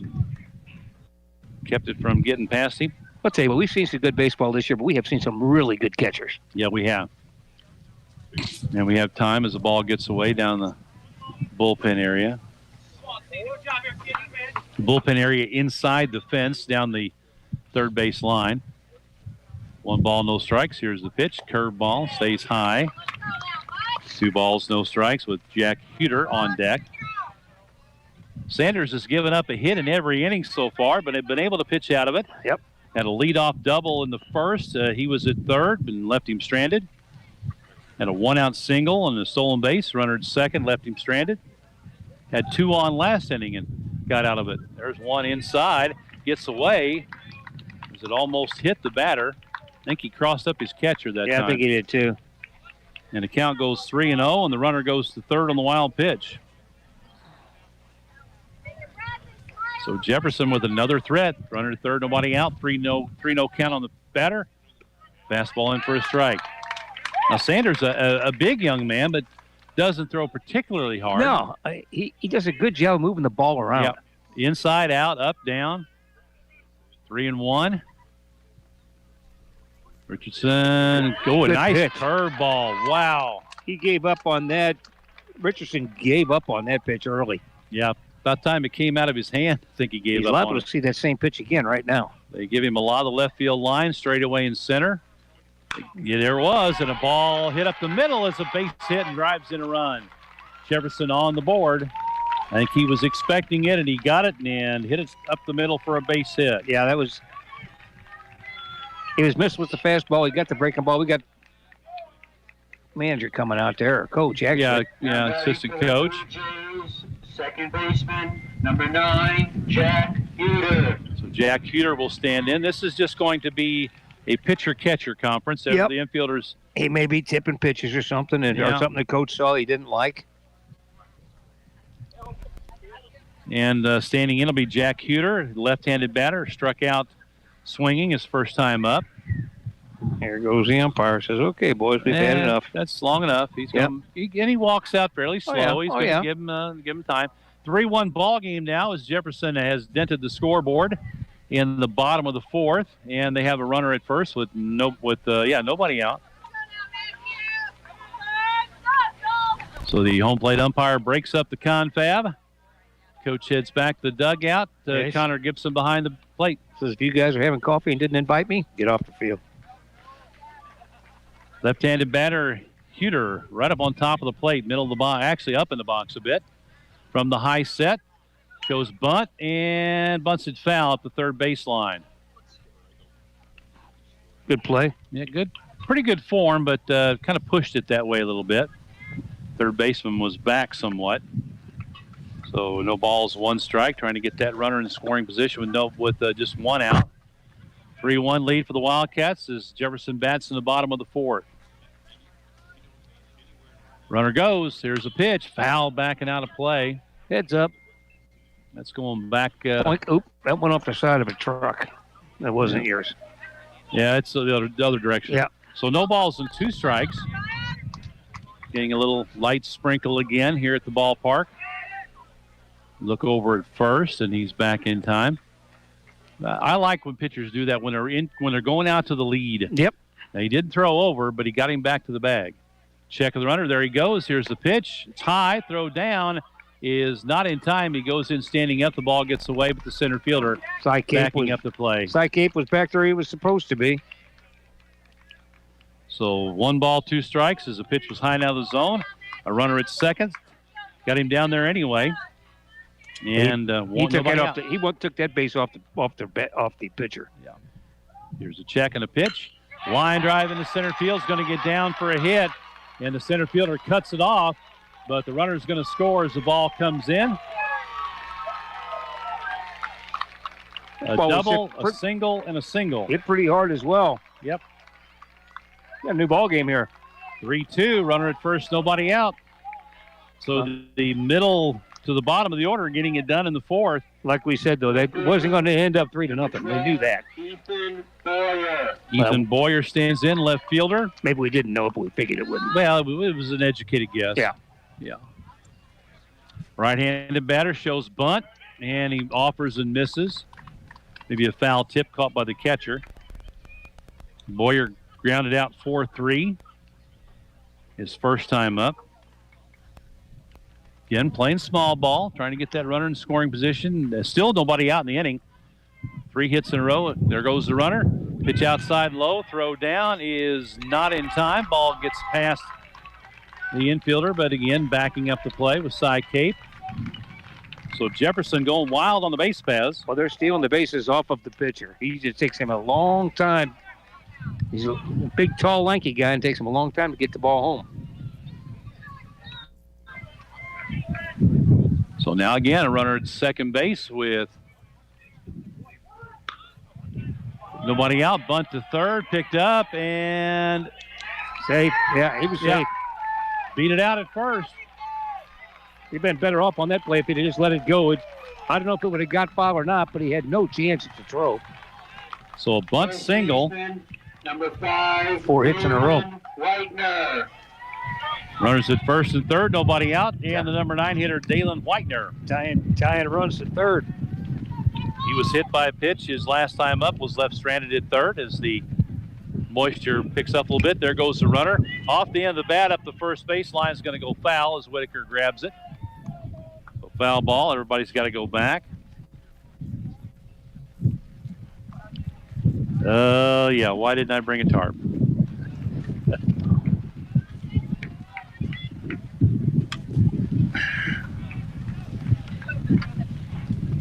It might help a little bit. Can't hurt. At least we cover up the expensive stuff. Yeah, me. Oh, no. Oh. Throw over to first, runner back in time. I don't know if that's getting to what we needed to do or not. Can't be hurt. Close enough. It's only so big. Yeah. And again, a throw over to first. He's back in time. No balls, 1 strike to the batter, Dalen Whitener. Runner at first and third. Takes the lead, doesn't go. Pitch is hit in the air to right and deep. Right fielder going back. Makes a running catch, but it'll get the tying run home from third. That's a couple of nice running catches made by Cameron England today, but he had no chance. He was out by that fence, 305 down the line. Got the out, but the run scores on the sacrifice fly. And that's the first out of the inning. We got a tie ball game. 3-3 with a runner at first and 1 out. Nolan Roth stands in. Leadoff batter, 1 for 2 with a double and a fly ball to right. Another nice running catch earlier by Cameron England. Shows bunt, hoppers at it. Oh, the runner was going. Nobody was covering. Yeah. Nobody covering. Both second baseman, shortstop were had fallen asleep.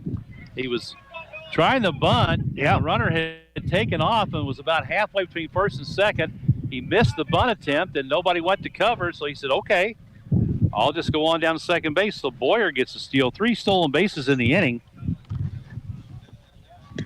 Good pitch. And a pitch on the outside corner, so it's no balls, 2 strikes.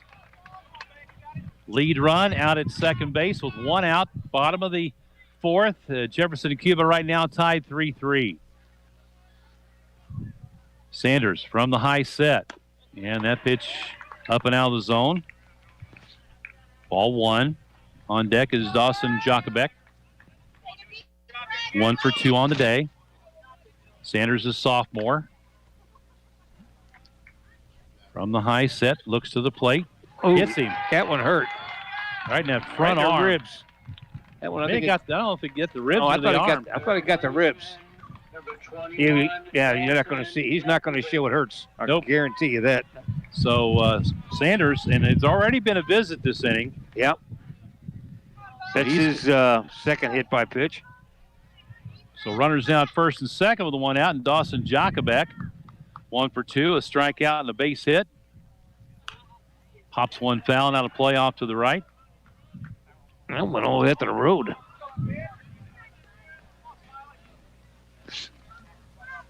Jefferson with 4 consecutive hits and then a sac fly tying the ball game.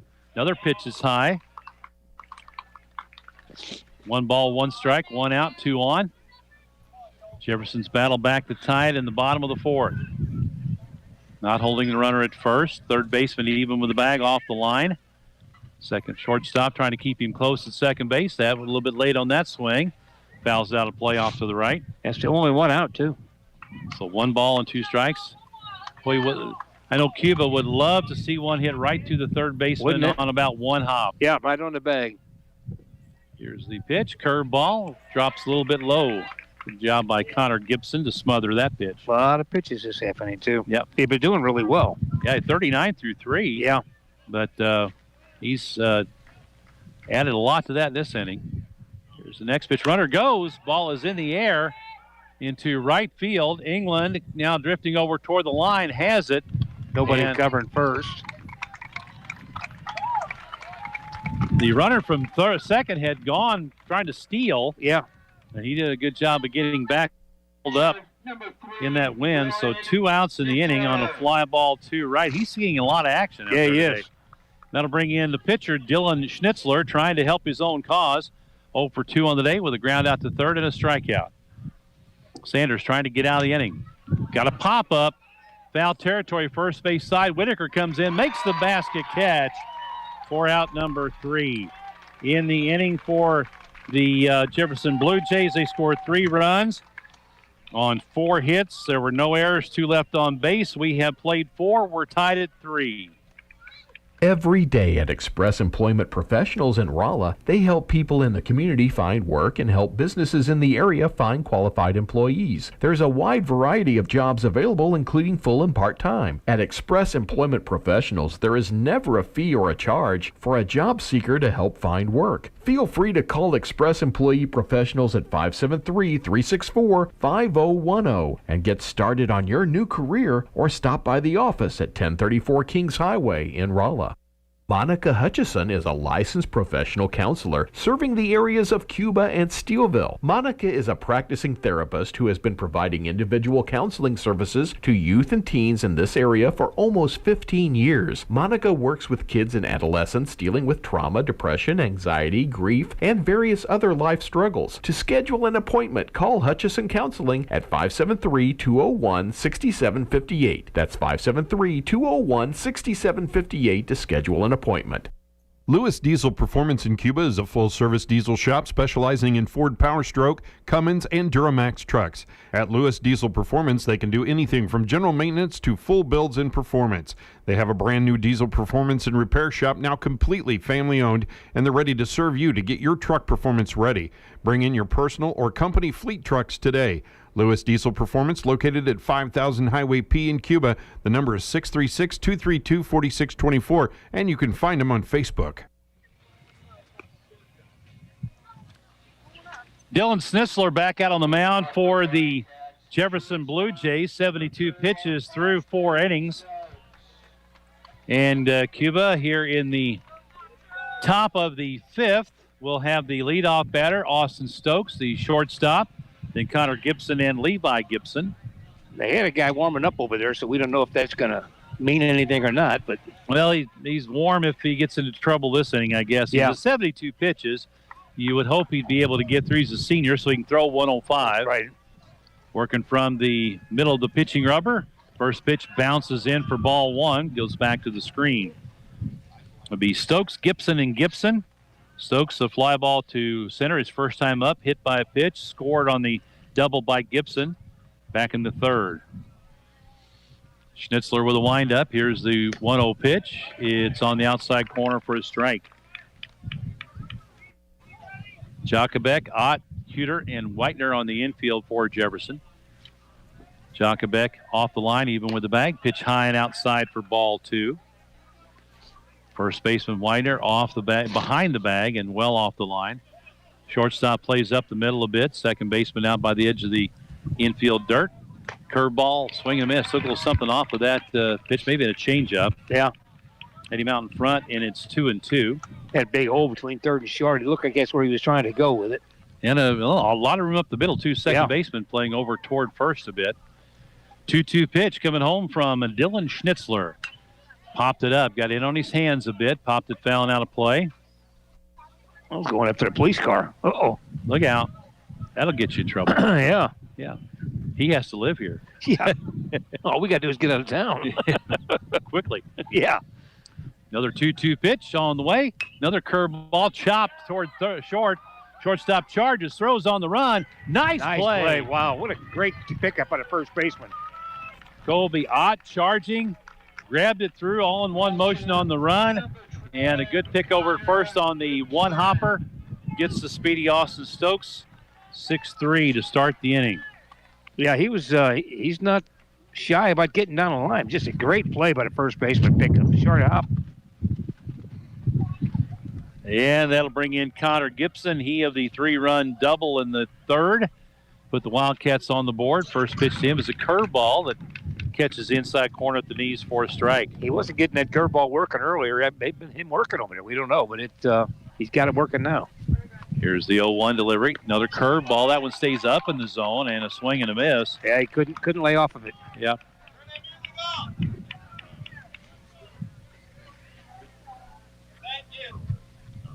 They had the music still playing up here on the PA. Home plate umpire says, nope, got to turn that off. Yeah, can't have it on. Nope. So he's got him set up 0-2. See if he comes after him. He shakes off one side, shakes off another. Now gets the one he wants. Another breaking ball. Here it is. Yep. Curveball and got in on his hands. It's going to be fouled out of play. Boink. In the middle of nowhere. Good job by Connor to fight that one off and stay alive. Yeah, when he shook it off, he knew what he was going to do. He was coming back with another breaking ball. Now he'll probably come back with a fastball. Probably tried to get it on his hands. He's off the plate. Fastball. Here it is. And that's what he did. He was out in front of it. Laces it foul. Over past the bathroom, down into the woods. After he just hit that ball that hard, I'm looking breaking ball again. It was inside. Yep. And a little bit up. He was out in front of it. Third baseman went out there. He hit it down the left field line. Third baseman over toward the line a little bit in front of the base. That one's low as he wastes one. It almost looked like it tried to throw a slider, and it just didn't do anything. It just kind of tumbled down in there. 1 ball, 2 strikes. 1 out, nobody on for Cuba in the top of the 5th. Here's the pitch, curveball off the plate outside. He wanted that one. Everybody over on the Jefferson side moaned. Jefferson in the white uniforms with the blue numbers and letters trimmed in black. Blue stripe down the white pants. They have the white hats with the blue bill. Cuba and the old Houston Astros motif here. Another chopper foul. Oh, Coach. Air on the coach. Oh, Coach. Almost got that one. Just misjudged the carom off the concrete. Yeah. Air on the coach. So Gibson, a nice battle. It's the 8th pitch of the at-bat. Third left fielder over toward the line. There you go again. Shook it off. Was it a breaking ball he shook off? Center fielder plays him to pull. Here's the next. Strike 3 called. He shook off the breaking ball and threw the fastball. Got him looking. I think he was expecting to come back with the curveball. And he wasn't ready for the fastball, about slightly above the belt on the outside corner. Look fastball, adjusted a breaking ball. So strikeout looking, nobody on, 2 out. Levi Gibson stands in. Jefferson will get you in trouble. 0 for 1 with a pop up to the third baseman and a walk. First pitch to him is up in the zone for a ball. This is what Jefferson needed to have happen. Come out and take care of business after just getting the 3 runs to tie it back up. Schnitzler with the windup. Off-speed pitch, swing and a miss. Maybe in the change-up. Could have been a slider. Something a bit off-speed. Took a little something off of it. Second baseman back at the edge of the dirt, right at the outfield grass. Here's the next. Ball hit up past the shortstop in the left field. Ott was playing him up the middle. The ball hit in the hole into left for a 2-out single by Levi Gibson. So Cuba has the runner with 2 outs. Garrett Sellers. And as you heard, Garrett Sellers will stand in. We're going to have Coach Baus is coming down. We're going to have a courtesy runner, I guess. He's a left fielder. Just going to have be a pinch runner. I can't see a number on him down there. They don't have the numbers on the front. We'll see if the home plate umpire...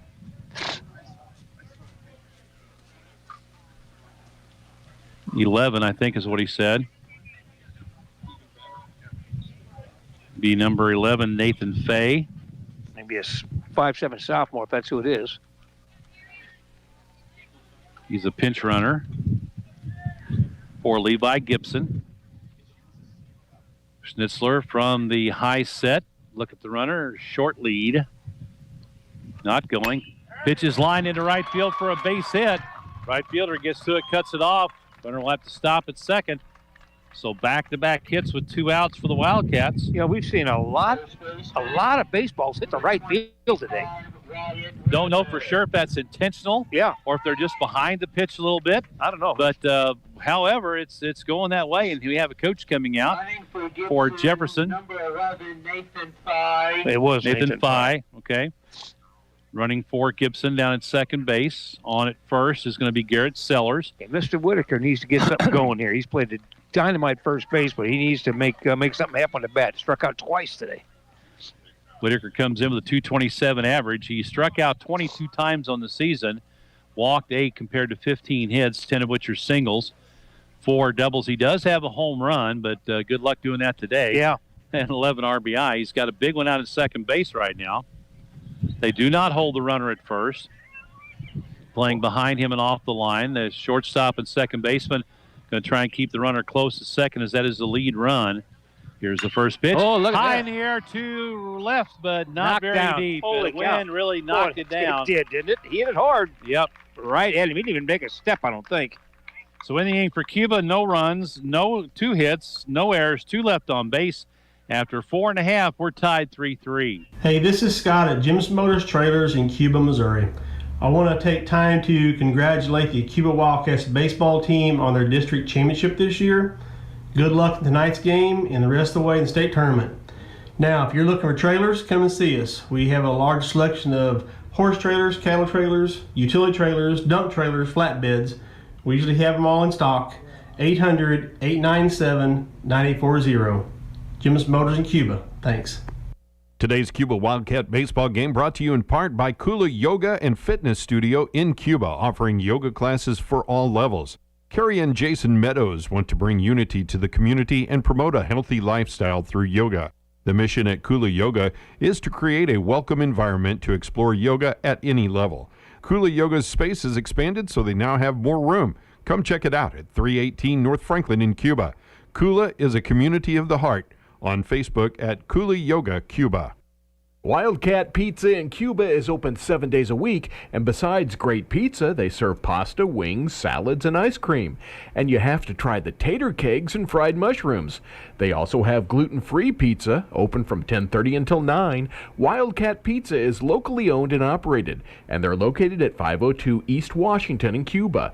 Like them on Facebook at the Wildcat Pizza Co., and their phone number is 573-677-0115. He had pitches left. I only had him. So some changes for the Cuba Wildcats. We'll catch up on those in just a second. I want to let you know that Christy Moreland would like to congratulate the Cuba Wildcats on winning the district tournament and wishes them the best of luck in today's game. Go Wildcats from Christy Moreland, a proud supporter of the Cuba Wildcats, and we appreciate her sponsorship here today. So changes, Levi Gibson, the left fielder, now comes into pitch, replacing Joel Sanders, and number 14, Jaden Schmidt, goes into left field, replacing Gibson. Stepping in for the Jefferson Blue Jays is Colby Ott, the shortstop. First pitch, backhanded by third baseman, throw across, in time for the out. Nice job, Brock Hendricks. Went down to a knee, backhanded it, got up quickly, and threw out the speedy Colby Ott. Catcher number 2, Will Schnitzler. On the first pitch, too. He's left-hander out there now. So you have a different look. So Will Schnitzler stands in, 1 for 2 on the day with a double and a couple of RBIs. No, he led off last inning with a double and scored. First pitch is a strike from Levi Gibson. Levi on the year, let's see, 37 innings pitched. He's given up 14 runs, 13 earned, 2.46 ERA. Ball hit high in the air down the left field line is going to go foul and out of play. Gibson's only a freshman, too. Yep. Let's see. He has given up 23 hits, struck out 51, and walked 13. Good ratio there. He's hit 6 batters, 63% strike percentage, 16 singles, 6 doubles, has given up 1 home run.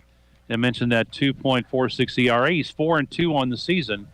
The best percentage for the pitchers for Cuba. That pitch was low and outside for a ball, so it's 1-2. Some room up the middle. Second baseman over toward first a bit. Off-speed pitch is fouled. Way out in front of that one, fouled it over toward the Jefferson coach on the third baseline. He stays alive at 1-2. And we've had an off and on sprinkle, just enough to be bothersome. And there's a ball in the air deep. He's got to go. And it's one hop off the fence. Cape gets to it, running around second. He'll stay there as the throw comes in. Another double for him. Pitch out over the plate, and Cy was playing him over toward left and fairly shallow. Yeah. Well, I mean, that one hop off of that, what'd you say, it was 360? 365 to straightaway center field. One hop off just a little bit right of center. So it's 2 doubles on the day now for Will Schnitzler. He's at second with 1 out. Lead run. That'll bring in Colton Richardson. He had a base hit and an RBI last inning.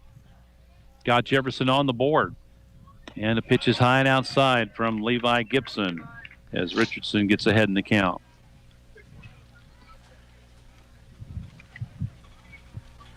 Will Schnitzler with a .317 average. Had 7 doubles coming in. He's got 2 more today. Was second on the team in RBI with 20. That pitch is low and inside. It's 2-0. Third baseman Hendricks is even with the bag off the line about 4 or 5 steps. Second baseman, shortstop actually.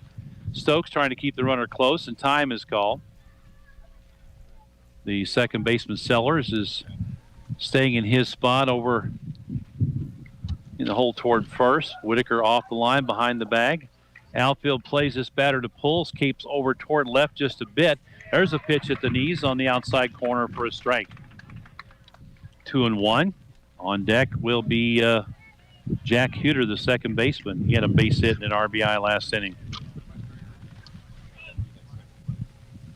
Check of the runner. Looks back again. Now comes home, reaches for one, pops it foul back and out of play. You hear a lot of moans and groans. Yeah, I don't know if just it went missed. off of that. I don't know if it went off that card it's leaving or not. Got out just in time. 2 balls, 2 strikes, 1 out. Runner at second base for the Jefferson Blue Jays, batting in the bottom of the 5th in a 3-3 ball game. Step off and they look the runner back. Cuba in white uniforms, and they've got the alternating black and gold stripes. They start out thin at the top and get wider as they go down toward the belt. Same on the end of the sleeve. Swing and a miss. High fastball, and he couldn't catch up to it. So the strikeout, out number 2, and that'll bring in Jack Huter. A strikeout victim in the second and a base hit. Stolen base, an RBI, and a run scored in the 4th. Left-handed batter. Up in the box, close to the plate, facing the left-hander Levi Gibson, who's taken over here in the 5th. First pitch to him, in for a strike. Got about a 63% strike percentage, so he's usually around the plate. 3-3 ball game in the bottom of the 5th inning. Comes to the belt, check the runner to the plate, foul tip. Just got a piece of it. He's in the hole. No balls, 2 strikes. Cade plays him around to right slightly. Right fielder England straight away in medium depth. Here's the pitch to the plate. Outside corner called. Strike 3.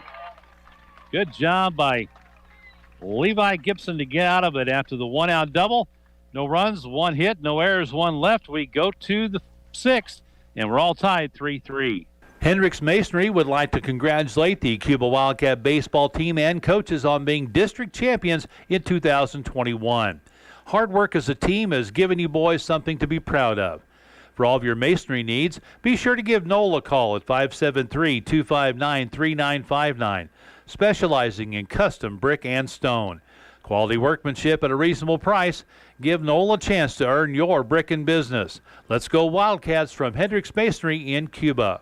At Town Pharmacy, we deliver quality health care in a friendly, professional manner. Town Pharmacy offers personal services like specialty medications, compounding services at our very own state-of-the-art compounding lab, free delivery or mailing of prescription, Medicare Part D counseling, and specialty services to long-term care facilities like nursing homes.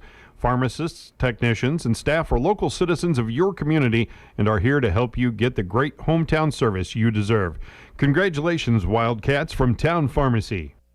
Merrimack Excavating, LLC is a family-owned business located in Cuba, providing excavating services in the central Ozark and southeast areas. We are affiliated with several different companies to provide a wide variety of jobs. Our entire team is committed to meeting your needs. As a result, the high percentage of our business is from repeat customers and referrals. We would welcome the opportunity to earn your trust and deliver you the best service. Please contact Eric Grindell at 314-420-2054 for any of your excavating needs, or check us out online at www.merrimackexcavating.com.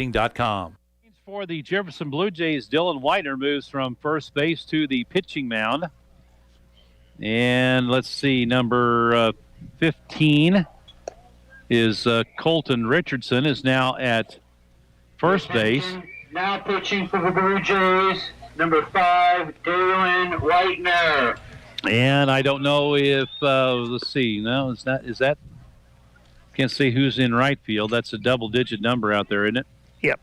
And a left-handed thrower. Number 8, So we'll find out. We'll pick it up as we go along. And leading off for the Wildcats in the top of the 6th inning, is center fielder Cy Cape.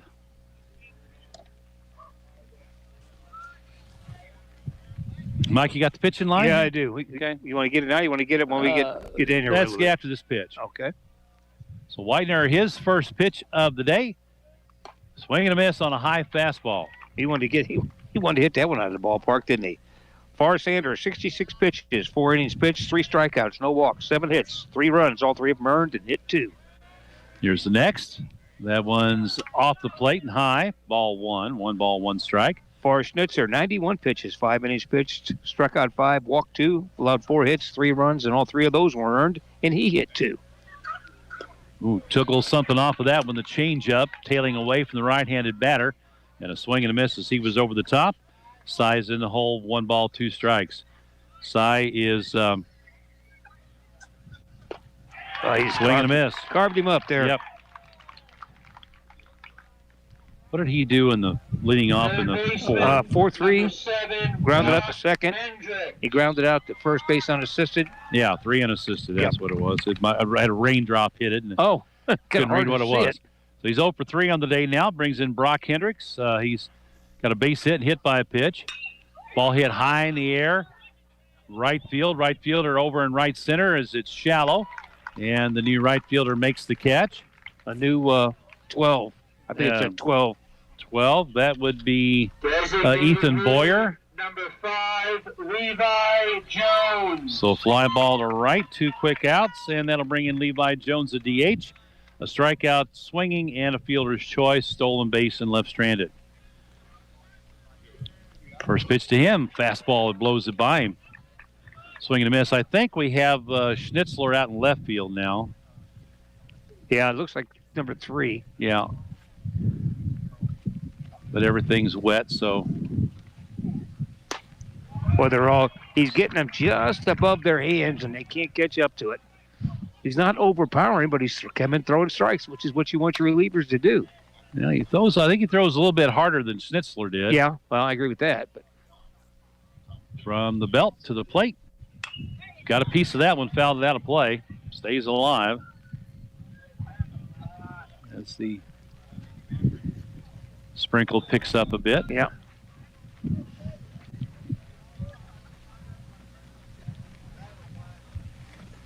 Wide open stance, got that front foot almost out of the box. Oh, swing and a miss, up in his eyes inside. So 2 strikeouts in the inning. No runs, no hits, no errors, nobody left on base. We go to the bottom of the 6th, all tied 3-3. Our community has seen a lot of change over the last 120 years, and so has People's Bank. As a fixture in our community since 1901, we've helped our friends, neighbors, and local businesses achieve their goals and realize their dreams. Through good times and bad, we've never wavered from our commitment to the community, and we never will. We'll be here to support your dreams, investing in a better future for us all. Because People's Bank is not just about banking, but beyond. Mesa's Supermarket in Cuba is the place to go for all your grocery needs. They're open 6:30 a.m. to 9 p.m. 7 days a week. They have a fully stocked produce department with all the latest in fresh produce, full-service meat department, and deli. Don't forget to download their free app to save even more extra savings with digital coupons. Right now, they're having a big stock-up sale on Best Choice products at Mesa Supermarket, Highway 19 in Cuba. Call 885-6223. Make sure you check them out on Facebook at Mesa Supermarket. Bass River Resort in Steelville is a great getaway location with over 400 campsites to choose from. From full hookups to primitive with 5 bathhouses with running water and coin-operated showers. If camping isn't your thing, then there are several different size and style of lodges to rent. Float the Codaway, Huza, or Merrimack Rivers on rafts, canoes, or kayaks. There are weekend breakfasts, Saturday night barbecue dinners, pizza delivered to your cabin or campsite, and a country store. For more information, visit bassresort.com or call 573-786-8517. He moved it right. Ethan Boyer leading things off in the bottom of the 6th for the Blue Jays. Shows bunt, pushes it foul up the first base line. We've seen Jefferson playing a lot of small ball. Yeah. A lot of bunts, bunt attempts. Had at least one bunt single, several sacrifice attempts, and, station to station and trying to move runners around. No balls, 1 strike. Boyer now playing right field. Levi Gibson on the mound, his second inning of work. Big curve ball and catches. It's up. It's up. Yeah, started to come down, but it didn't quite make it. Yep. Up and out. 1 ball, 1 strike. The Boyer Whitener. And then the top of the order. He steps out, looks down to his coach for the sign. Steps back in, well off the plate from the right side. Here's the pitch. And in on his hands, it's fouled back and out of play. Ooh, that didn't sound good. Everybody goes, ooh. Yeah, it's when you hear ooh, it's never good. No. Well, hello there, wind. 1 ball, 2 strikes. The windup of the pitch. Whoa. And that one got away from him a little bit. On down there, he says, what are you doing up there? And high and out of the zone, so count even 2-2. Good crowd here today. A lot of people. Jefferson traveled well. They've got a good crowd off to our left and a whole bunch of Wildcat fans behind us. Ball hit back to the pitcher. Gibson throws, underhands it to Whitaker at first. 1 out in the inning. That'll bring in Dalen Whitener, who's now pitching. Another pitcher did up a good fielding position. Number 5, Dalen Whitener. Hit by a pitch and left stranded in the third. Had a sacrifice fly and an RBI in the fourth when Jefferson got their 3 runs. Gibson winds and fires. Big curve ball outside for ball 1. He steps toward first base a little bit on that delivery. He doesn't come straight at the plate. So kind of throws across his body a little bit. Works quickly. Wind up and the pitch. That one's low and back to the screen for ball 2. And that can be that can aggravate you too as a batter. Everything's coming out of his body. Yep. And all of our stuff covered with a thin layer of mud. Yeah, from the dirt. All the dust and then a little rain on top of it. There's a foul ball at the plate. I'm surprised he got that much of that because he waited for the last second to swing at it. Saw the off-speed pitch, waited, but just couldn't make good connection. 2 balls and 1 strike. Third baseman off the line and in front of the bag. That one's inside and low. Count goes 3-1 to Dalen Whitener with Nolan Roth on deck. Second baseman playing over toward first. A lot of room up the middle. Outfielder is shallow and straight away. Here's the next. Ball hit high in the air, left center field, and Kayvon, he's going to get there and catch it for the out. Ball held up for him. That wind held it up. We've had some solidly hit balls to the outfield, but that wind has really knocked him down today. He did a good job there. He ran back to the spot and waited. Took a real good angle on it. Yeah, he did. Took a real good angle on it, got there in time to wait on it. That'll bring in Nolan Roth, the leadoff hitter. He had a double left stranded in the first, a fly ball to right, hit by a pitch and stranded in the fourth. First pitch to him is low for ball 1. This is the kind of game you expect for a sectional game. It really is. Highly competitive, well played. Here's the windup, the 1-0 pitch coming home. Inside low again, ball 2.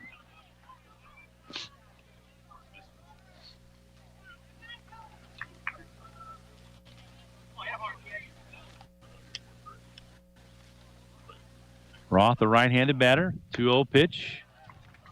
Catches the outside corner for a strike. Wait till the umpire makes the call. 2-1 with Dawson Jacobek on deck. If Roth can keep the inning going, there's a chopper to the shortstop. He charges, stops, comes up with a throw across in time for the out. Good stretch at first by Whitaker. In the inning, no runs, no hits, no errors with my left on base. After 6 complete, we're tied 3-3. Our financial lives have never been more complex. Hello, this is Lisa Boakman with Sullivan Bank. And some decisions just can't wait, which is why Sullivan Bank's mobile app gives you instant access. The financial tools you need wherever you are. Get a clear picture of all of your accounts. Receive account alerts, make quick transfers, and more. So no matter where you are or what you are doing, you can make the best decisions for you and your financial goals. Download our Sullivan Bank app today. S&J Metal Manufacturing is located at 203 Commerce Drive in Cuba. For all of your towing and tie-down needs, see S&J Metal Manufacturing. They're open from 6 until 4:30 Monday through Thursday, and walk-ins are welcome. S&J Metal Manufacturing is now hiring. Apply in person at 203 Commerce Drive in Cuba. For more information, call Justin Smith at 573-885-4460. That's 573-885-4460. Back at Paul Bryan Field in Cuba, 3-3 ball game heading to the top of the 7th. And Christy Moreland again would like to congratulate the Wildcats on winning their district tournament and wishing them the best of luck in today's sectional game. Go Wildcats from Christy Moreland, a proud supporter of the Cuba Wildcats. So we head to the top of the 7th, tied at 3-3. Yeah, this heck of a ball game here. Dalen Widener back out on the mound for Jefferson. There's the throw down. He had a quick 9-pitch inning as he came on in relief in the 6th. He had a couple of strikeouts and a fly ball to right. And Cuba will have 9-1-2 with Cameron England, Austin Stokes, and Connor Gibson. Coach Bouse is telling him, lay off those high ones. Yep. And that's what he's got him on. It pitches up and in. They've been going after him. He's telling them, make him bring it down where you can hit him. Cameron England, wide open stance from the right, swing and a miss. And he had that one down, but he was out in front of it. It was just a little bit off the plate, maybe, off the outside corner. And he was behind it. Cuba's going to have to start to swing a little sooner against Widener. And that's a high strike just above the belt, the inside part of the plate. So, again, a quick 0-2 count. Widener today walked and scored in the 3rd, struck out swinging in the 4th. 0-for-1. Here's the 0-2 delivery. Ball hit in the air to center field. He is going to carry to the center fielder. Thought at first that was going to drop. But, it just kept going. Yeah. And then, the wind had died down a little bit. The flags are. Well, one is and one's not. Yeah. Cuba flag must be lighter weight material. So a line drive to center field for out number 1 gets us back to the top of the order with shortstop Austin Stokes. He's 0-for-2 on the day with a hit by pitch and a run scored. Wind up in the pitch from Widener, an off-speed pitch is low and outside for ball 1. We're in the top of the 7th. Jefferson is the home team by virtue of a coin flip. Yeah, my coin. Yeah. I messed that one up, Mike. Yeah. Ooh, good cut. Wow. Good cut. Fouled it straight back to the screen.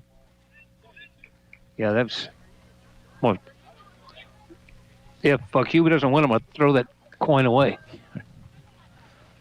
Donate it somewhere. Yeah. Donate it to Jefferson. Yeah. 1 ball, 1 strike. 1 out. Swing and a miss. Again, late on that fastball up and away. Cuba's been behind Widener.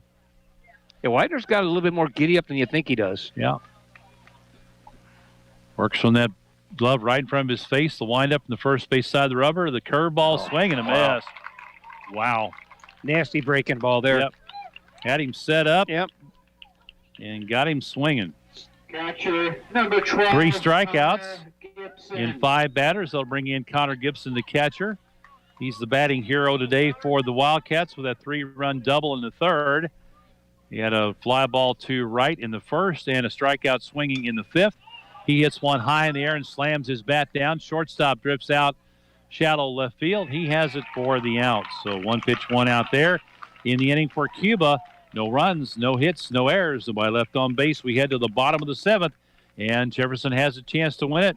And we're tied 3-3. Mid-Missouri Mechanical does sewer and drain cleanings and camera inspections. With their hydrojetter, they're able to not only open the line from a clog or blockage, it also allows it to be cleaned and keeps damage to a minimum. Mid-Missouri Mechanical can clean lines all the way down to 1 inch with their electric hydrojetter. 24-hour service, licensed and insured, no job too big or too small. Mid-Missouri Mechanical would like to thank their customers for their continued support and business. Call 573-578-3760 or find them on Facebook at Midmo Mechanical. Cowling Garbo Concrete and Carpentry, LLC, is a union company located in St. Charles County. Cowling Garbo is a flat work company established in 2013, located in St. Peters with work done in St. Charles and St. Louis counties and the surrounding areas. Cowling Garbo is licensed and insured and is always seeking professional laborers, cement masons, and carpenters. If you're interested in joining the team of experienced professionals, call 636-734-3189. We're heading to the bottom of the 7th inning at Cuba, Paul Bryan Field, and it's home of the Class 3 sectional. Winner here goes on to the quarterfinals scheduled on Thursday. And the weather forecast not looking good. No, it's not. As it really hasn't. We've had a 70% chance, I think I saw. Yeah, it's not looking good. We've had that off and on steady sprinkle here most of the evening, but we've been able to get it in. And for Jefferson, leading things off will be the number 2 hitter, Dawson Jacobek, and he looks at a ball outside. It'll be Jacobek, Dylan Schnitzler, and Colby Ott, 2, 3, and 4 for the Blue Jays. Next pitch is low and outside from Levi Gibson. He falls behind 2-0. They're looking to just get one guy on. That's all he wants. Get somebody, the first guy up, first guy on, and that's what they're looking for. They just need one to win it. Levi with a 2-0 pitch. Good pitch. Got the strike. Outside corner, about slightly above the belt. And I'm really going to compliment this home plate umpire. Doing a great job. Very consistent. Very consistent. And he bounces that one in, so it's 3-1. And now you don't want to get beat by Nanny Oakley. Yep, Jacobek is going to dig in for something to drive here. Third baseman off the line, but even with the bag, shortstop is deep. Outside corner. He was taken all the way. He did. Yeah. Didn't want that at all. Well, now he digs in for something on the 3-2 pitch. Well off the plate, deep in the box on the right side. Gibson winds, fires, and a chopper off the end of the bat, foul off the right side. He almost didn't catch up with that pitch. Yeah. What he was looking for, but he didn't catch up with it. Outfield straightaway and medium depth all the way around to the number 2 hitter, Dawson Jacobek. 379 average. Here's the 3-2 pitch. Curveball chopped. Past the pitcher, shortstop charges. Throw to first in time. Nice play by Austin Stokes. He's made a couple of those today. Yeah, coming in, getting rid of the ball in a hurry. He got him by about a half a step maybe down there. Now I mentioned earlier, Jacobek is a pretty good-sized young man, but he runs well. Yeah. That'll bring in Dylan Schnitzler. Started the day on the mound, went out to left field back in the 6th when Widener came on in relief. Gibson's first pitch to him. Curveball had him swinging and missed it. Swung at the arm on that one. Yep. On deck is Colby Ott. Dylan Schnitzler, a 354 average. 17 singles, 4 doubles, a triple, a home run, 15 RBI. That one wasted outside. Got away from him a little bit. Yeah. Again, same defensive setup. Straight away, medium depth in the outfield. First baseman off the line behind the bag. Third baseman in front of the bag and off the line. That one bounces in and gets past Connor Gibson back to the screen. 2 balls and a strike. So Levi, the freshman, pitching to his brother Connor. 2-1, 1 out, nobody on for Jefferson, bottom of the 7th. Here's the next. That's in for a strike. 2-2. Those look like pitches to drive, and it's the second batter in a row we've seen take that pitch. Yep. It's at the top part of the zone. Yeah. That's one that you're just not sure about. Here's a 2-2. Curveball, chopped foul.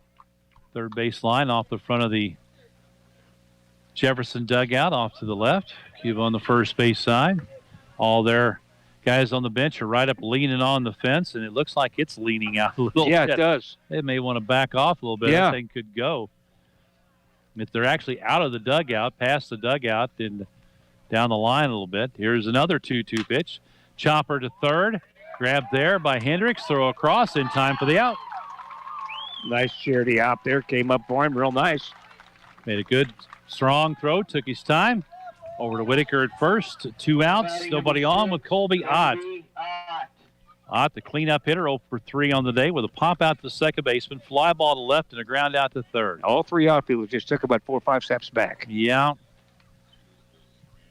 Off-speed delivery, off the plate outside and low for ball 1. Yeah, you don't necessarily see a lot of high schools play no doubles defense, but you prefer not to have one over your head or in the gap here to get him in scoring position. Right. Here's the wind and the pitch. Again, off-speed outside and low. And he's been wearing a collar. Wait. Popped out to second, flied out to left and then grounded out to third. Now Cape plays him to pull. Yeah, he's over toward left field a few steps. 2-0 pitch. Ooh, must have just been inside. Yeah, That's the what he umpire said. said it was inside. Yep. So 3-0 now. He's got to come to him. With 2 outs, you don't want to put the winning run on base. I like that too. He pointed inside. You knew where it was then. Curveball outside. He walked him on 4 straight. That'll bring in Will Schnitzler, who's this is where your hits have come to. Yeah, the 5, 6, 7 in the order. 5, 6, 7, and 8 all have hits that 1 inning. Yeah, Schnitzler has 2 doubles. Had 1 leading off the 4th, came in to score. He had 1 with 1 out in the 5th and was left stranded. That pitch on the outside corner, runner goes and stops. The ball goes Somebody's into got to go center back to field. cover second. Nobody's covered second. Yeah, and the runner's just going to walk to second base. Nobody down there covered second. Both the shortstop and the second baseman went out to track the ball down.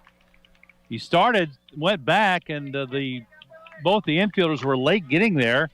Connor Gibson let it go and was offline into that's the first center field. So an error. It's an E2. That's the first error of the game. Don't want to see him lose on an error. Nope. The pitch was a strike. Yeah. So from the belt, check of the runner, trying to keep him close, a step off. And he looks him back. He hadn't gone back and touched the base. Now he does. Comes set. Check to the pitch. And he's been outside. Having trouble. I don't know if that's trying to bring in that off-speed pitch. And he's just not able to bring it back out over the plate. As it's staying away. 1 ball, 1 strike. Winning run at second. Step off and fakes the throw as he dives back in. That's Colby Ott out there. And again, he has 20 steals. Leads the team, so he's got some speed. Reached on a 4-pitch walk and went to second on the air. Curveball off the plate, going to third, and he's out of there. He slid early. Why? Well, I don't know why. The coach didn't send him. He's talking to the coach now. I think he went on his own. Yeah. What a way to run yourself out of an inning. So 2-5 on the caught stealing. Route number 3, and Schnitzler in the bottom of the 8th will lead it off. At the end of 7, we are tied 3-3. Give J&S Builders a call for your next home project. J&S Builders, serving the Cuba area with more than 20 years experience. General construction, bathroom renovation, siding, decks, kitchen cabinets, and flooring. No job is too small. Josh can build your dream home or simply install your doors. He does it all. J&S Builders, 573-205-4875. That's 573-205-4875. Email jsconstruct36@gmail and like them on Facebook at JS Construction. Okay, we're back at Cuba. As Jefferson had a winning run at second base, and Ott, I'm guessing he went on his own. Yeah. Tried to steal third, the throw down to the third baseman, and he slid early, and his spikes caught in the dirt. Yep. He never reached the bag. His spikes caught, and he came upright. A nice job by Hendricks to get there and smother the ball, the throw down, and then reach out and tag him. Yeah, the throw bounced. Yeah. The throw bounced, but the catcher threw the ball over to the batter instead of stepping in front or stepping behind him. He stepped and just threw it over the top of him, which is hard to get anything on a throw doing it that way. Well, he did it. I think Ott thought, well, I'll catch them all by surprise. They're not expecting this, and that's what happened, but it didn't work out well. So we go to the 8th, tied 3-3, and Dalen Whitener is out on the mound, and he's had his way with the Wildcats. 6 up, 6 down with 3 strikeouts. But the Wildcats have 3, 4, 5 in the order. Levi Gibson, Garrett Sellers, and Wyatt Whitaker. They got the guys they want up, and actually Jefferson's got people who've been hitting the ball coming up too. So it'll be an interesting 8th, to say the least. We're going to start all over, get a scoreboard only shows 7 innings. Yeah, they'll erase it and go back to number 1, I guess. Dalen Weiner with a windup, and the first pitch is high for a ball. He laid off the high pitch that time. And I saw Coach Baus again as Levi looked down there. He's like, get him down, baby. Yeah, he got to pull his hands down. Make him throw it down. Ooh, he took something off of that one. Nice changeup, had him way out in front. Again, the changeup is basically it's the fastball arm motion, just putting the ball maybe back 8 in to your 10. hand. Yeah, it's 8 to 10 miles an hour slower. And that one's low. Put the ball in the back of your hand. That way it's not going to come off your fingertips. It's going to come out of the palm. It's the same motion to throw the fastball. It looks like a fastball, but it's a lot slower. Here's the next. There's a fastball hammered to third, backhanded. Long throw across, and a good stretch over at first base by Richardson. So ball wasn't hit real hard, but it was hit enough. Number 10, Garrett Sellers. So 5-3 on the putout. 1 out in the inning. Bringing Garrett Sellers. He's 1 for 3 on the day. Stands in the right side. First pitch is hit high in the air. Shallow right left field. Shortstop is back, and Ott is under it for the out. First pitch swinging. 9 pitches in the sixth inning for Dalen Whitener. 8 pitches last inning. And he's got, 4 or 5 so far? 5 so far here. And Wyatt Whitaker is up, and he's 0 for 3. Couple of strikeouts and a fly ball to left. He hasn't looked at many pitches either. There's a windup in the first from Whitener. Off the end of the bat into deep right center field, and that's going to get down. 1 hop off the wall. Whitener chugging into second base, dives in head first, and a 2-out double. And I would guarantee you Cuba's going to have a courtesy runner, a pitch runner. We'll see who it's going to be. Number 2. I think is what the coach held out, number 2. I think is that what it is?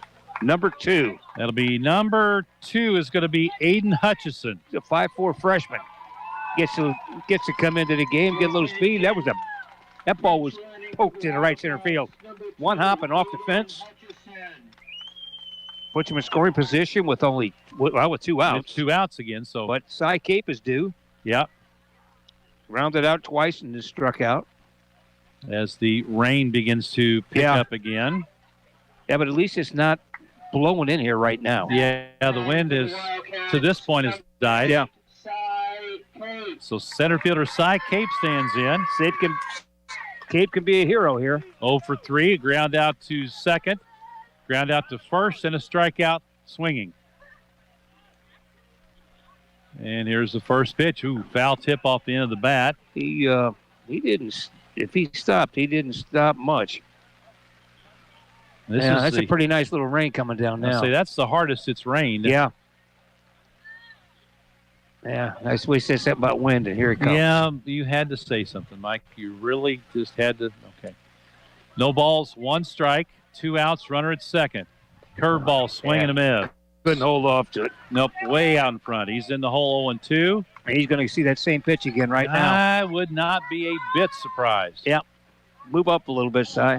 Yeah, up in the box, not close to the plate, but up in the box and catch that pitch before it breaks too much. Goes to the high set, to the plate. And there it was. And that's what he swing did. and a miss. So they get out of the inning. No runs, 1 hit, no errors, 1 left on base. We played 7.5. And we're still tied 3-3. The Rafting Company Camping RV River Resort was established in 1985 on the Upper Merrimack River in Steelville. The Rafting Company offers a variety of outdoor recreation for the entire family. Rafting, kayaking, tubing, canoeing, hiking trails, side-by-side trails, and much more. We're located on the scenic Upper Merrimack River at the Highway 19 bridge in Steelville. Our float trips are 3, 5, or 7 miles, and all floats end at our resort. And the Dirt Floor Ramblers will be performing this Saturday from 6 until 10 p.m. with food and drink specials at the Rafting Company in Steelville.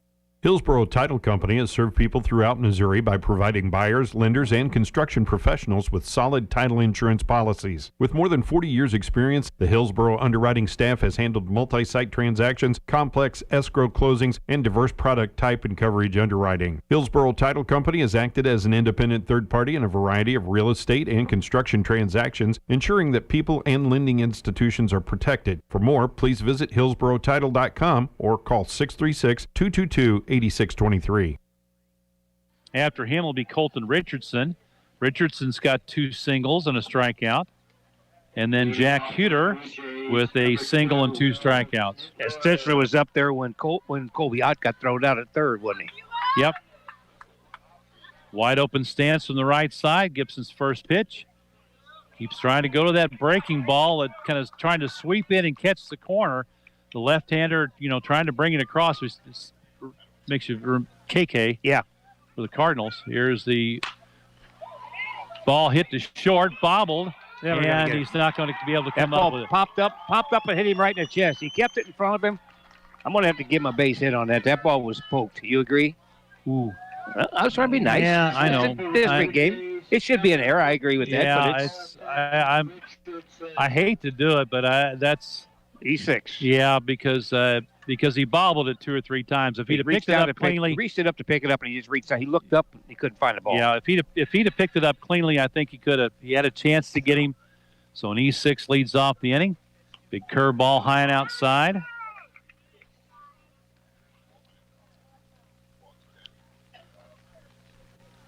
To Colton Richardson, 2 for 3 on the day, right-handed batter.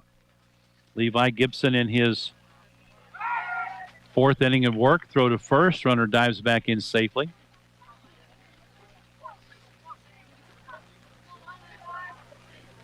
Will Snitzler has stolen 2 bases on the season. Gibson with the check. The pitch, low and inside. As all of a sudden, Levi's having some trouble finding the plate. 2 balls, no strikes. Runner at first, nobody out. Threw 20 pitches last inning, but got out of it when Jefferson ran themselves into the 3rd out at third base. He comes to the high set. Runner fakes the go. Now inches out a little further. Long look. Catches the inside corner. 2 balls and a strike with Jack Huter in the on-deck circle for the Blue Jays from Jefferson High School down in Festus, Missouri. Relatives, the school actually hasn't been open all that long. Shows bunt. I don't know. Pitch down to his feet. Is that I wonder if they made a between split. Festus and Hillsborough. It's actually in Festus. I don't think might have brought it up between the two. When they got I don't know on the edges. Yeah, I don't. It's the school itself is in Festus. Oh, he swings and misses, reaching for one well outside, and a big strikeout. Swinging for Levi Gibson. Yeah, it's been relatively young school, if you want to put it that way. Jack Huter, the second baseman, left-handed batter, 1 for 2, a base hit and a couple of strikeouts. Up close to the plate, up in the box. Lefty on lefty. Look at the runner at first. Doesn't go. Curveball, swing and a miss. Got it inside and in low. Couldn't catch up to it. Ethan Boyer in the on-deck circle. It's a dangerous place to put a breaking ball to a left-hander, though. Yeah, and he got by with it that time. Straight away and shallow in the outfield. Step off and a throw to first. He dives back in safely. And a left-hander can do that. He just takes that the foot that's on the pitching rubber. He steps off back towards second base, and he doesn't have to spin or anything. He just steps off and throws over. A lot of times you can catch him snapping by doing that. Quickly to the plate. Runner goes. The pitch is a strike. Throw down is not in time as it was on the third base side. Pitch was a strike. It's no balls and 2 strikes. So again, another stolen base. That's several today for they've had Jefferson. a bunch of them. And he That's a pretty good steal, too, off a left-hander when looking at you. So no balls, 2 strikes. Runner at second, 1 out. High for ball 1. Right idea above his hands. Yep. Didn't go away for it. from him. Didn't go for it. Let it go. Winning run at second. Shortstop Stokes trying to keep him close. There's a look back by Gibson. Quickly to the plate. Curveball, chop foul at the first base line. Fielded by the Jefferson coach. He'll toss it into Wyatt Whitaker. Good jump by Huter to fight off that pitch. Stay alive at 1-2. And the latest little shower has let up. Everybody's sticking with it today. There's a ball hit high in the air behind third base. Shortstop ranges over and makes nice the catch. play. He has played a great shortstop today. Yeah, it was a shame he had that error early in the inning. And it was an aggressive error. I mean, it's an error nonetheless, but it was a hard hit ball right at him. Popped up. Yeah, short hopped him. Yep. He was kind of in between. He couldn't really come in on it. He took a peek when he reached down to grab it and then couldn't come up with it. Yep. And, knocked it away and couldn't come up with it cleanly. And runner reached, but now 2 outs. Big out there. They'll bring in Ethan Boyer. First pitch to him, hit high in the air, center field. Cy Cape comes in a few steps, reaches up and makes the catch. So again, they get out of the jam in the inning. No runs, no hits, an error, one man left on base. We go to the ninth. We're tied 3-3. A lifetime of love, you lived a lifetime. In a time of personal loss, there are so many memories. I remember the good times together. A lifetime of good times. In your family's sorrow, we can provide every service and option and leave you with loving memories. The lifetime of love. Don and Lisa Mizell, Mizell Funeral Home, Cuba.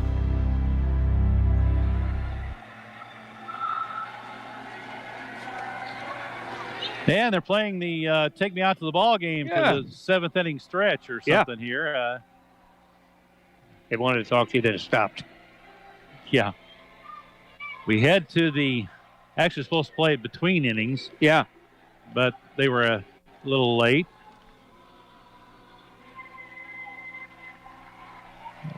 Yeah, I can close my eyes and see Kenny Todd singing at home. Oh, I tell you, that was some I don't know times. if I want to see that. Oh, that was funny. That thing is just not wanting to cooperate today this minute, is it? Yeah, I got a loose wire and something there. I've got to keep it covered up. So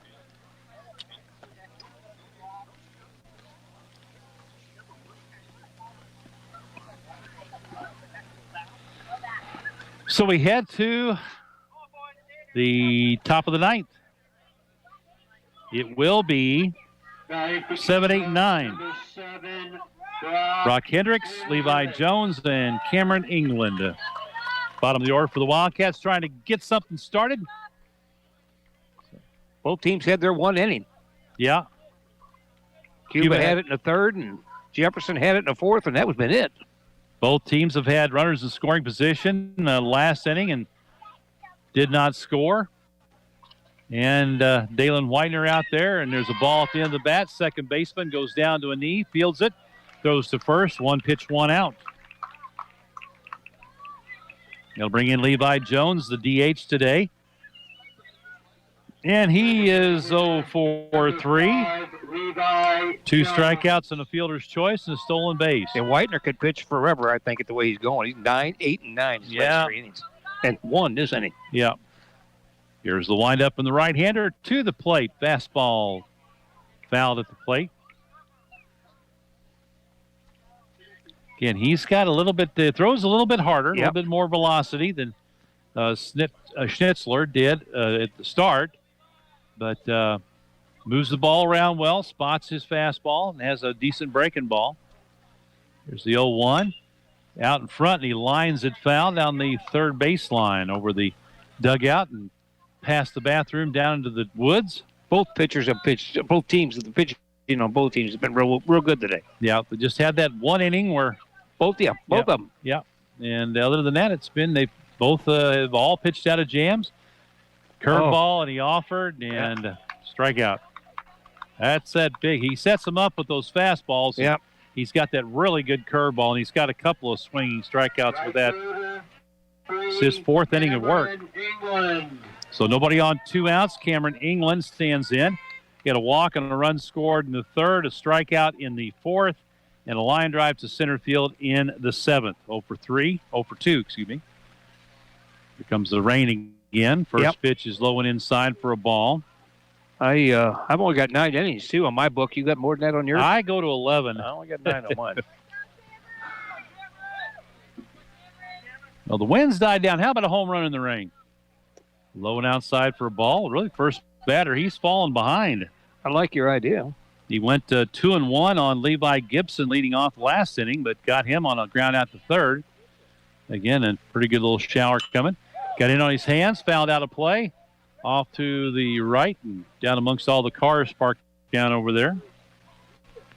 One. Yeah, I remember back in the day when this was all fairgrounds over here. This is his eighth pitch. Yeah, wow. Again. And here it comes. Curveball. He bounced it in. Hit in the middle of the left-handed batter's box and goes off to the screen. He'll at least have 9. Cameron England goes back and gets it himself.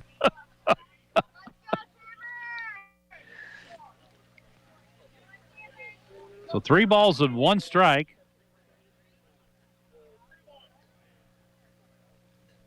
Need a runner any way you can get one. Here comes the pitch.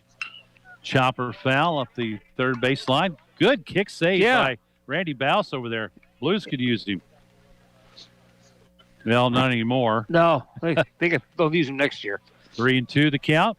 He throws that one back in, and I don't think anybody expected them to get swept. Well, yeah, but they did. Injuries, man. That's you gotta look at the players they were missing. I'm missing some good ones. Beat them, but 3-2 pitch with 2 outs, nobody on. Outside, he's called strike 3. In the inning for the Cuba Wildcats, no runs, no hits, no errors, nobody left on base. And as we go to the bottom of the ninth, we're tied 3-3 with Jefferson. We'll keep it here. At 10 pitches that time. Wow, I got him in double figures. 36 for 4 innings. He really labored in that one, didn't he? Wow. Again, Christy Moreland would like to congratulate Cuba Wildcats winning their district tournament and wishes them the best of luck today, hoping they can pull out an extra inning victory and go Wildcats. It's Christy Moreland, a proud supporter of the Cuba Wildcats. And we appreciate her support. All the businesses. Oh, absolutely. And Jennifer Cape. Jennifer Cape put it together. Okay. I talked with Randy last Friday. I called him up and interviewed him for an interview for Saturday Morning Sports. And I mentioned that, we're considering coming up here doing the game. And, we talked about, how many sponsors in this. And he said, well, I'm going to call my booster club president and see what. And so he called Jennifer. Yep. And Jennifer called me later last Friday afternoon and said, well, what do we need? And so I kind of went over the particulars with her. She goes, okay, let me make some phone calls. I'll send you something Monday morning. And, I told her we needed X amount of sponsors to make it cover our costs and everything. And I got a phone call from her Monday morning, and she said, well, when you told me you needed X amount, well, I got 22. Yeah, I got more than that. And I kind of coughed and stuttered, and ball hit to short. Stokes up with it in time for the out. Oh, he called him safe. Oh, he did. He called him safe. Oh. Wow. Well, the third baseman, Hendricks, came over, and he let it go. He had a chance to field it. I think if he'd have fielded it, he probably would have had him. It was a bang play, but he called him safe. But Stokes, he let it go. It took a couple more hops before Stokes could get to it. And an infield single leading off the bottom of the ninth inning by Dalen Whitener in the top of the order. And the ball gets away, and the runner's going to get to second base. Swing and a miss. Yeah, but it got away from the catcher, Connor Gibson. Ball, that might have been a case there where that was a little bit wet. Yeah, it just broke. It's a wild pitch, but it's a breaking ball way inside. He reached up. Now the scoreboard has it 1 ball, no strike. It was a strike on the batter. Check of the runner. He bunts it foul. Again, a low outside delivery, and Nolan Roth, the leadoff hitter, a couple of times he's done that. He steps out across, tries to reach it, and bunt it up the first base line. As the first baseman, Whitaker, is back even with the bag. So he's in the hole now, 0-2. Well, they've been here before, so. Check of the runner. Big curveball. Oh, he was reaching for it. Just got a piece of it. Just got a little bit. Found it back to the screen, spoiled a good pitch. I have no idea how he even touched that pitch. He did, but I don't know how. Great effort to get to it, stay alive. So the winning run in second, nobody out. And a little fly ball into right field, and right fielder comes in to make the catch, throw to second. Runner's back in time. Good play by right fielder. Yeah, Cameron England has played an excellent right field today. He was playing him shallow, came in, caught it on the run, and threw back to second base, but the runner was back in time. So line drive to right for out number 1. It's been a well-played ball game on both sides. Couple of errors by Cuba, but, And one of them was really tough. Yeah, could have gone either way. Big curveball for a strike at the knees on the outside corner from Levi Gibson. He was at, 60 pitches? He was at 60 when he started this inning. 1, 2, 3, 4. This is his 5th inning. Yeah. As Sanders went 4. That one's high for a ball, 1-1. On deck is Dylan Schnitzler. And he's, he's only a freshman? He's a freshman, so he only has 95 pitches. I thought it was 85. Is it 85? I thought it was 90. Yeah, you're right. 95 for freshmen and sophomores. Called strike. 1 ball, 2 strikes.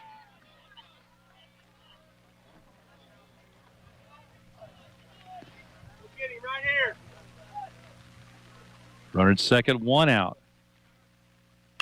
High fly ball, left field. Left fielder drifting back. It's turned, and it's going to be over his head. That's going to and that could win the ball game. Runner rounds third. Here's the relay to the plate, and not in time. Left fielder got turned around and just couldn't find it. It was over his head. He got burned and couldn't find it.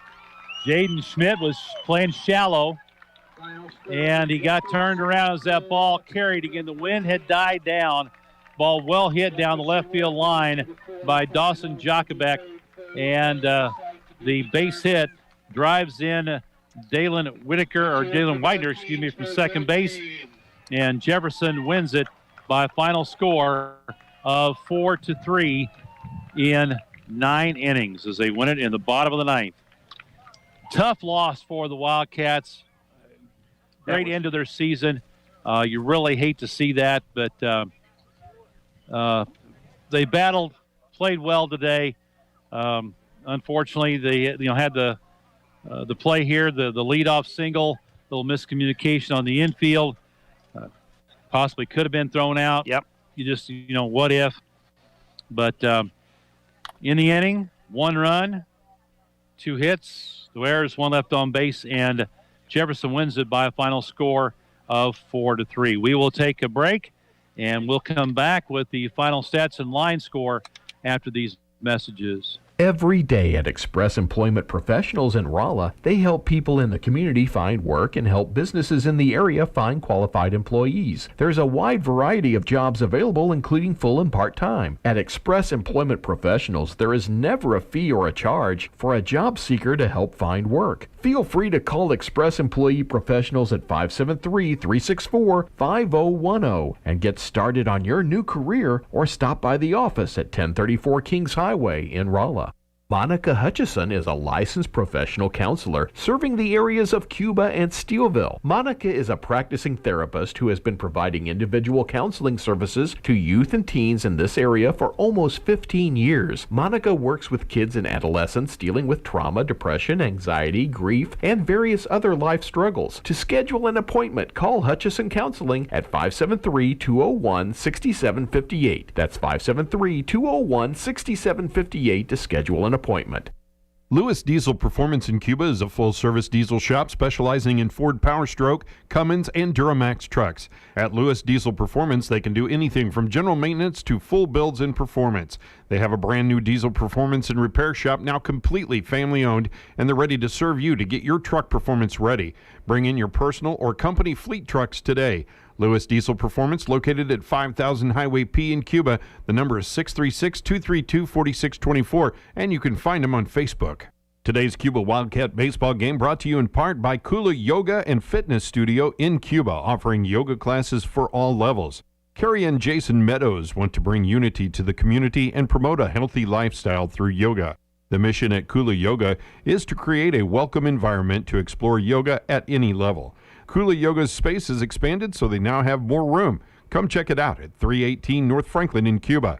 Kula is a community of the heart. On Facebook at Kula Yoga Cuba. We're back at Cuba, and the Wildcats lose it in the bottom of the 9th. A walk-off base hit by Dawson Jacobek for Jefferson, drives in the winning run from second. Wildcats lose it 4-3. Final line score for Jefferson, 4 runs, 10 hits, no errors, 10 left on base. For Cuba, 3 runs, 6 hits, 2 errors, 6 left on base. Mike, what about the final pitching line? The winner for the Jefferson Bearcats was Whitener.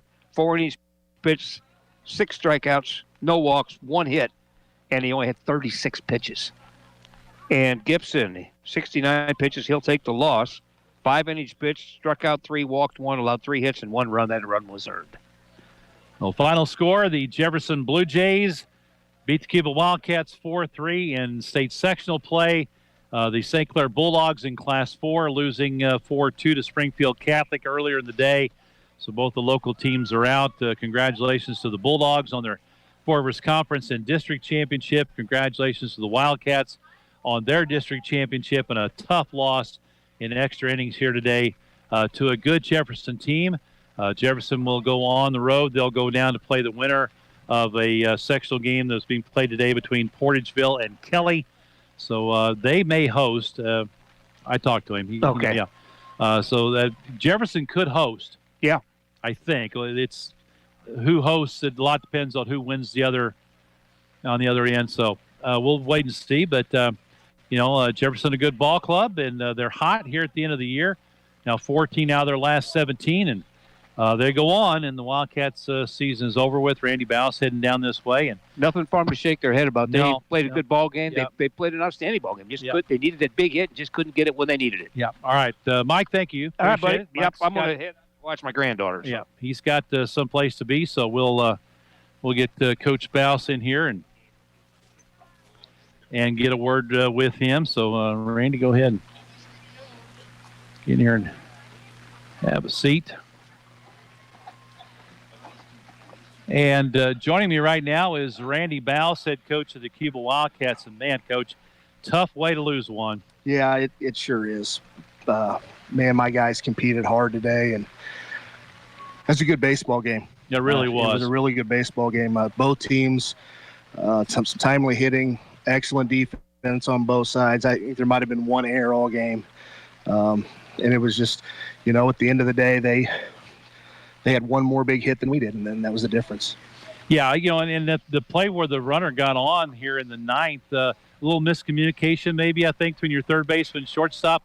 Hendricks came over but let it go. I think maybe Stokes thought he was going to take it, and runner beat it out at first, and that thing's got things started for him. Yeah, that's unfortunately sometimes those things happen, and I haven't talked to those guys yet. I think Austin called him off and thought he had a better angle at the ball, and credit to their runner. I mean, he put the ball in play, and he got down the line pretty quick, and here's a bang play, and just unfortunately we were just a half second off there. Well, I know that your seniors are heartbroken right now, but I think one thing that they can feel good about is how they ended the season and earned that district championship, and got the Wildcats back into the postseason. That's something that they can really hang their hat on. Yeah, we just got done talking about that with the guys. That it was a tough year. Coming back from a year where we didn't have baseball and some of the adversity we kind of faced throughout the season, that we really leaned on those four seniors to guide and lead us, and they did that. They were an excellent example for the younger kids, and they definitely are leaving this program better than they found it. And speaking of the younger kids, both your pitchers today, underclassmen, Joel Sanders is a sophomore and Levi Gibson a freshman. So at least pitching wise, you've got a lot to look forward to coming down the road. Yeah, we're in a really fortunate position that we've got a couple of good young arms to continue to develop, and games like this are invaluable. They just what they can learn from out there, and they'll both tell you that they missed some locations and some key spots today, and especially ahead in the count, we left some pitches up out over the plate that we didn't want to, but they're going to learn from that, and there's both of them have a really bright future. And you mentioned that experience they gained today is invaluable. And they have a lot of lessons to learn from today that they can take with them and learn from as they advance and they work in the off season to try to get better and develop their skills. And and again in your lineup too, you've got some underclassmen that are coming back that you're going to be able to lean on next year as upperclassmen. Yeah, we're still in pretty good shape. We're going to miss our four seniors. But,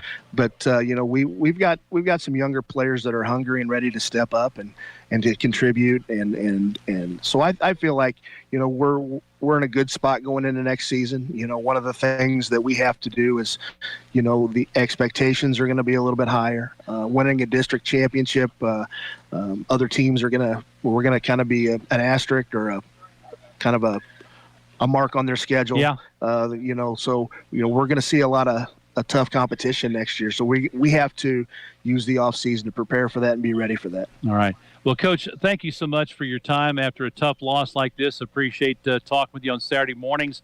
It was an ending you didn't want to see at today here in the sectionals, but there's a lot that you can take away from this, and your kids can take away from this, and hopefully, some of the younger, people around town, the eighth graders coming in as freshmen, they see this and they see postseason, they see the crowds, they see the excitement, that might to get some of those younger kids kind of up and ignite their love of the game and get them going. Yeah, it was really good to see our crowd today. There were a lot of young kids here. There's a lot of enthusiasm with our program and within our community, and our parents have been outstanding. Their support has been great, and we certainly appreciate you and your radio station for what you guys do in promoting local student athletes within our area, and we really appreciated you being here today. Well, it's a lot of fun. It was a really good ball game to do, a good ball game to watch, a lot of excitement, a lot of good plays. And, just unfortunately just came out a little bit short there at the end. Yeah. Randy, again, thanks very much. Again, congratulations to you and the Wildcats on the district win and a tough game today. And good luck to you. We'll talk to you next year. All right. Thank you so much. All right. Randy Bowles, head coach of the Cuba Wildcats, speaking with us after the loss. And that'll wrap it up for me from here today. Appreciate everybody who had a hand in this today. We mentioned Jennifer Cape and all her assistants on lining up, helping us line up sponsors, and all the local businesses that help sponsor the broadcast day. We do appreciate so much. And you for listening in, the folks watching on YouTube Live, on the Cuba social media pages from the high school, wherever you were listening or watching, we appreciate it. And that'll do it for our high school sports coverage this year. Looking forward to next fall already with football and softball not that far away. Hey, young folks, parents, encourage your young athletes to get out, find a camp at your local school for whatever sport and every sport your kid is interested in participating in. Get them out to these camps, help develop their skills, and then help the programs on down the line. And we encourage that. Thanks so much. Appreciate Perry Allen, Sam Scott back at the studios. And until next year, this is Bobby D saying so long from Cuba. We hope you have enjoyed today's broadcast of the Class 3 state sectional playoff game between the Cuba Wildcats and the Jefferson Blue Jays. Today's game has been brought to you in part by Bass River Resort, Mace's Supermarket, People's Bank, Christy Moreland, Merrimack Excavating, Sinks, Medley and Town Pharmacies, Hendrick Masonry, Wildcat Pizza Company, Flying A Motorsports, Kula Yoga Studio, Jim's Motors, Lewis Diesel Performance in Cuba, Hutchison Counseling, Express Employment Professionals, Mizell Funeral Home, Hillsborough Title Company, The Rafting Company, JS Builders LLC, Cowling Garbo Concrete and Carpentry, Midmo Mechanical, S&J Metal Manufacturing, and Sullivan Bank. Thanks for listening to High School Baseball on KTUI 94.1 FM, 1560 AM. We now return you to our regular programming.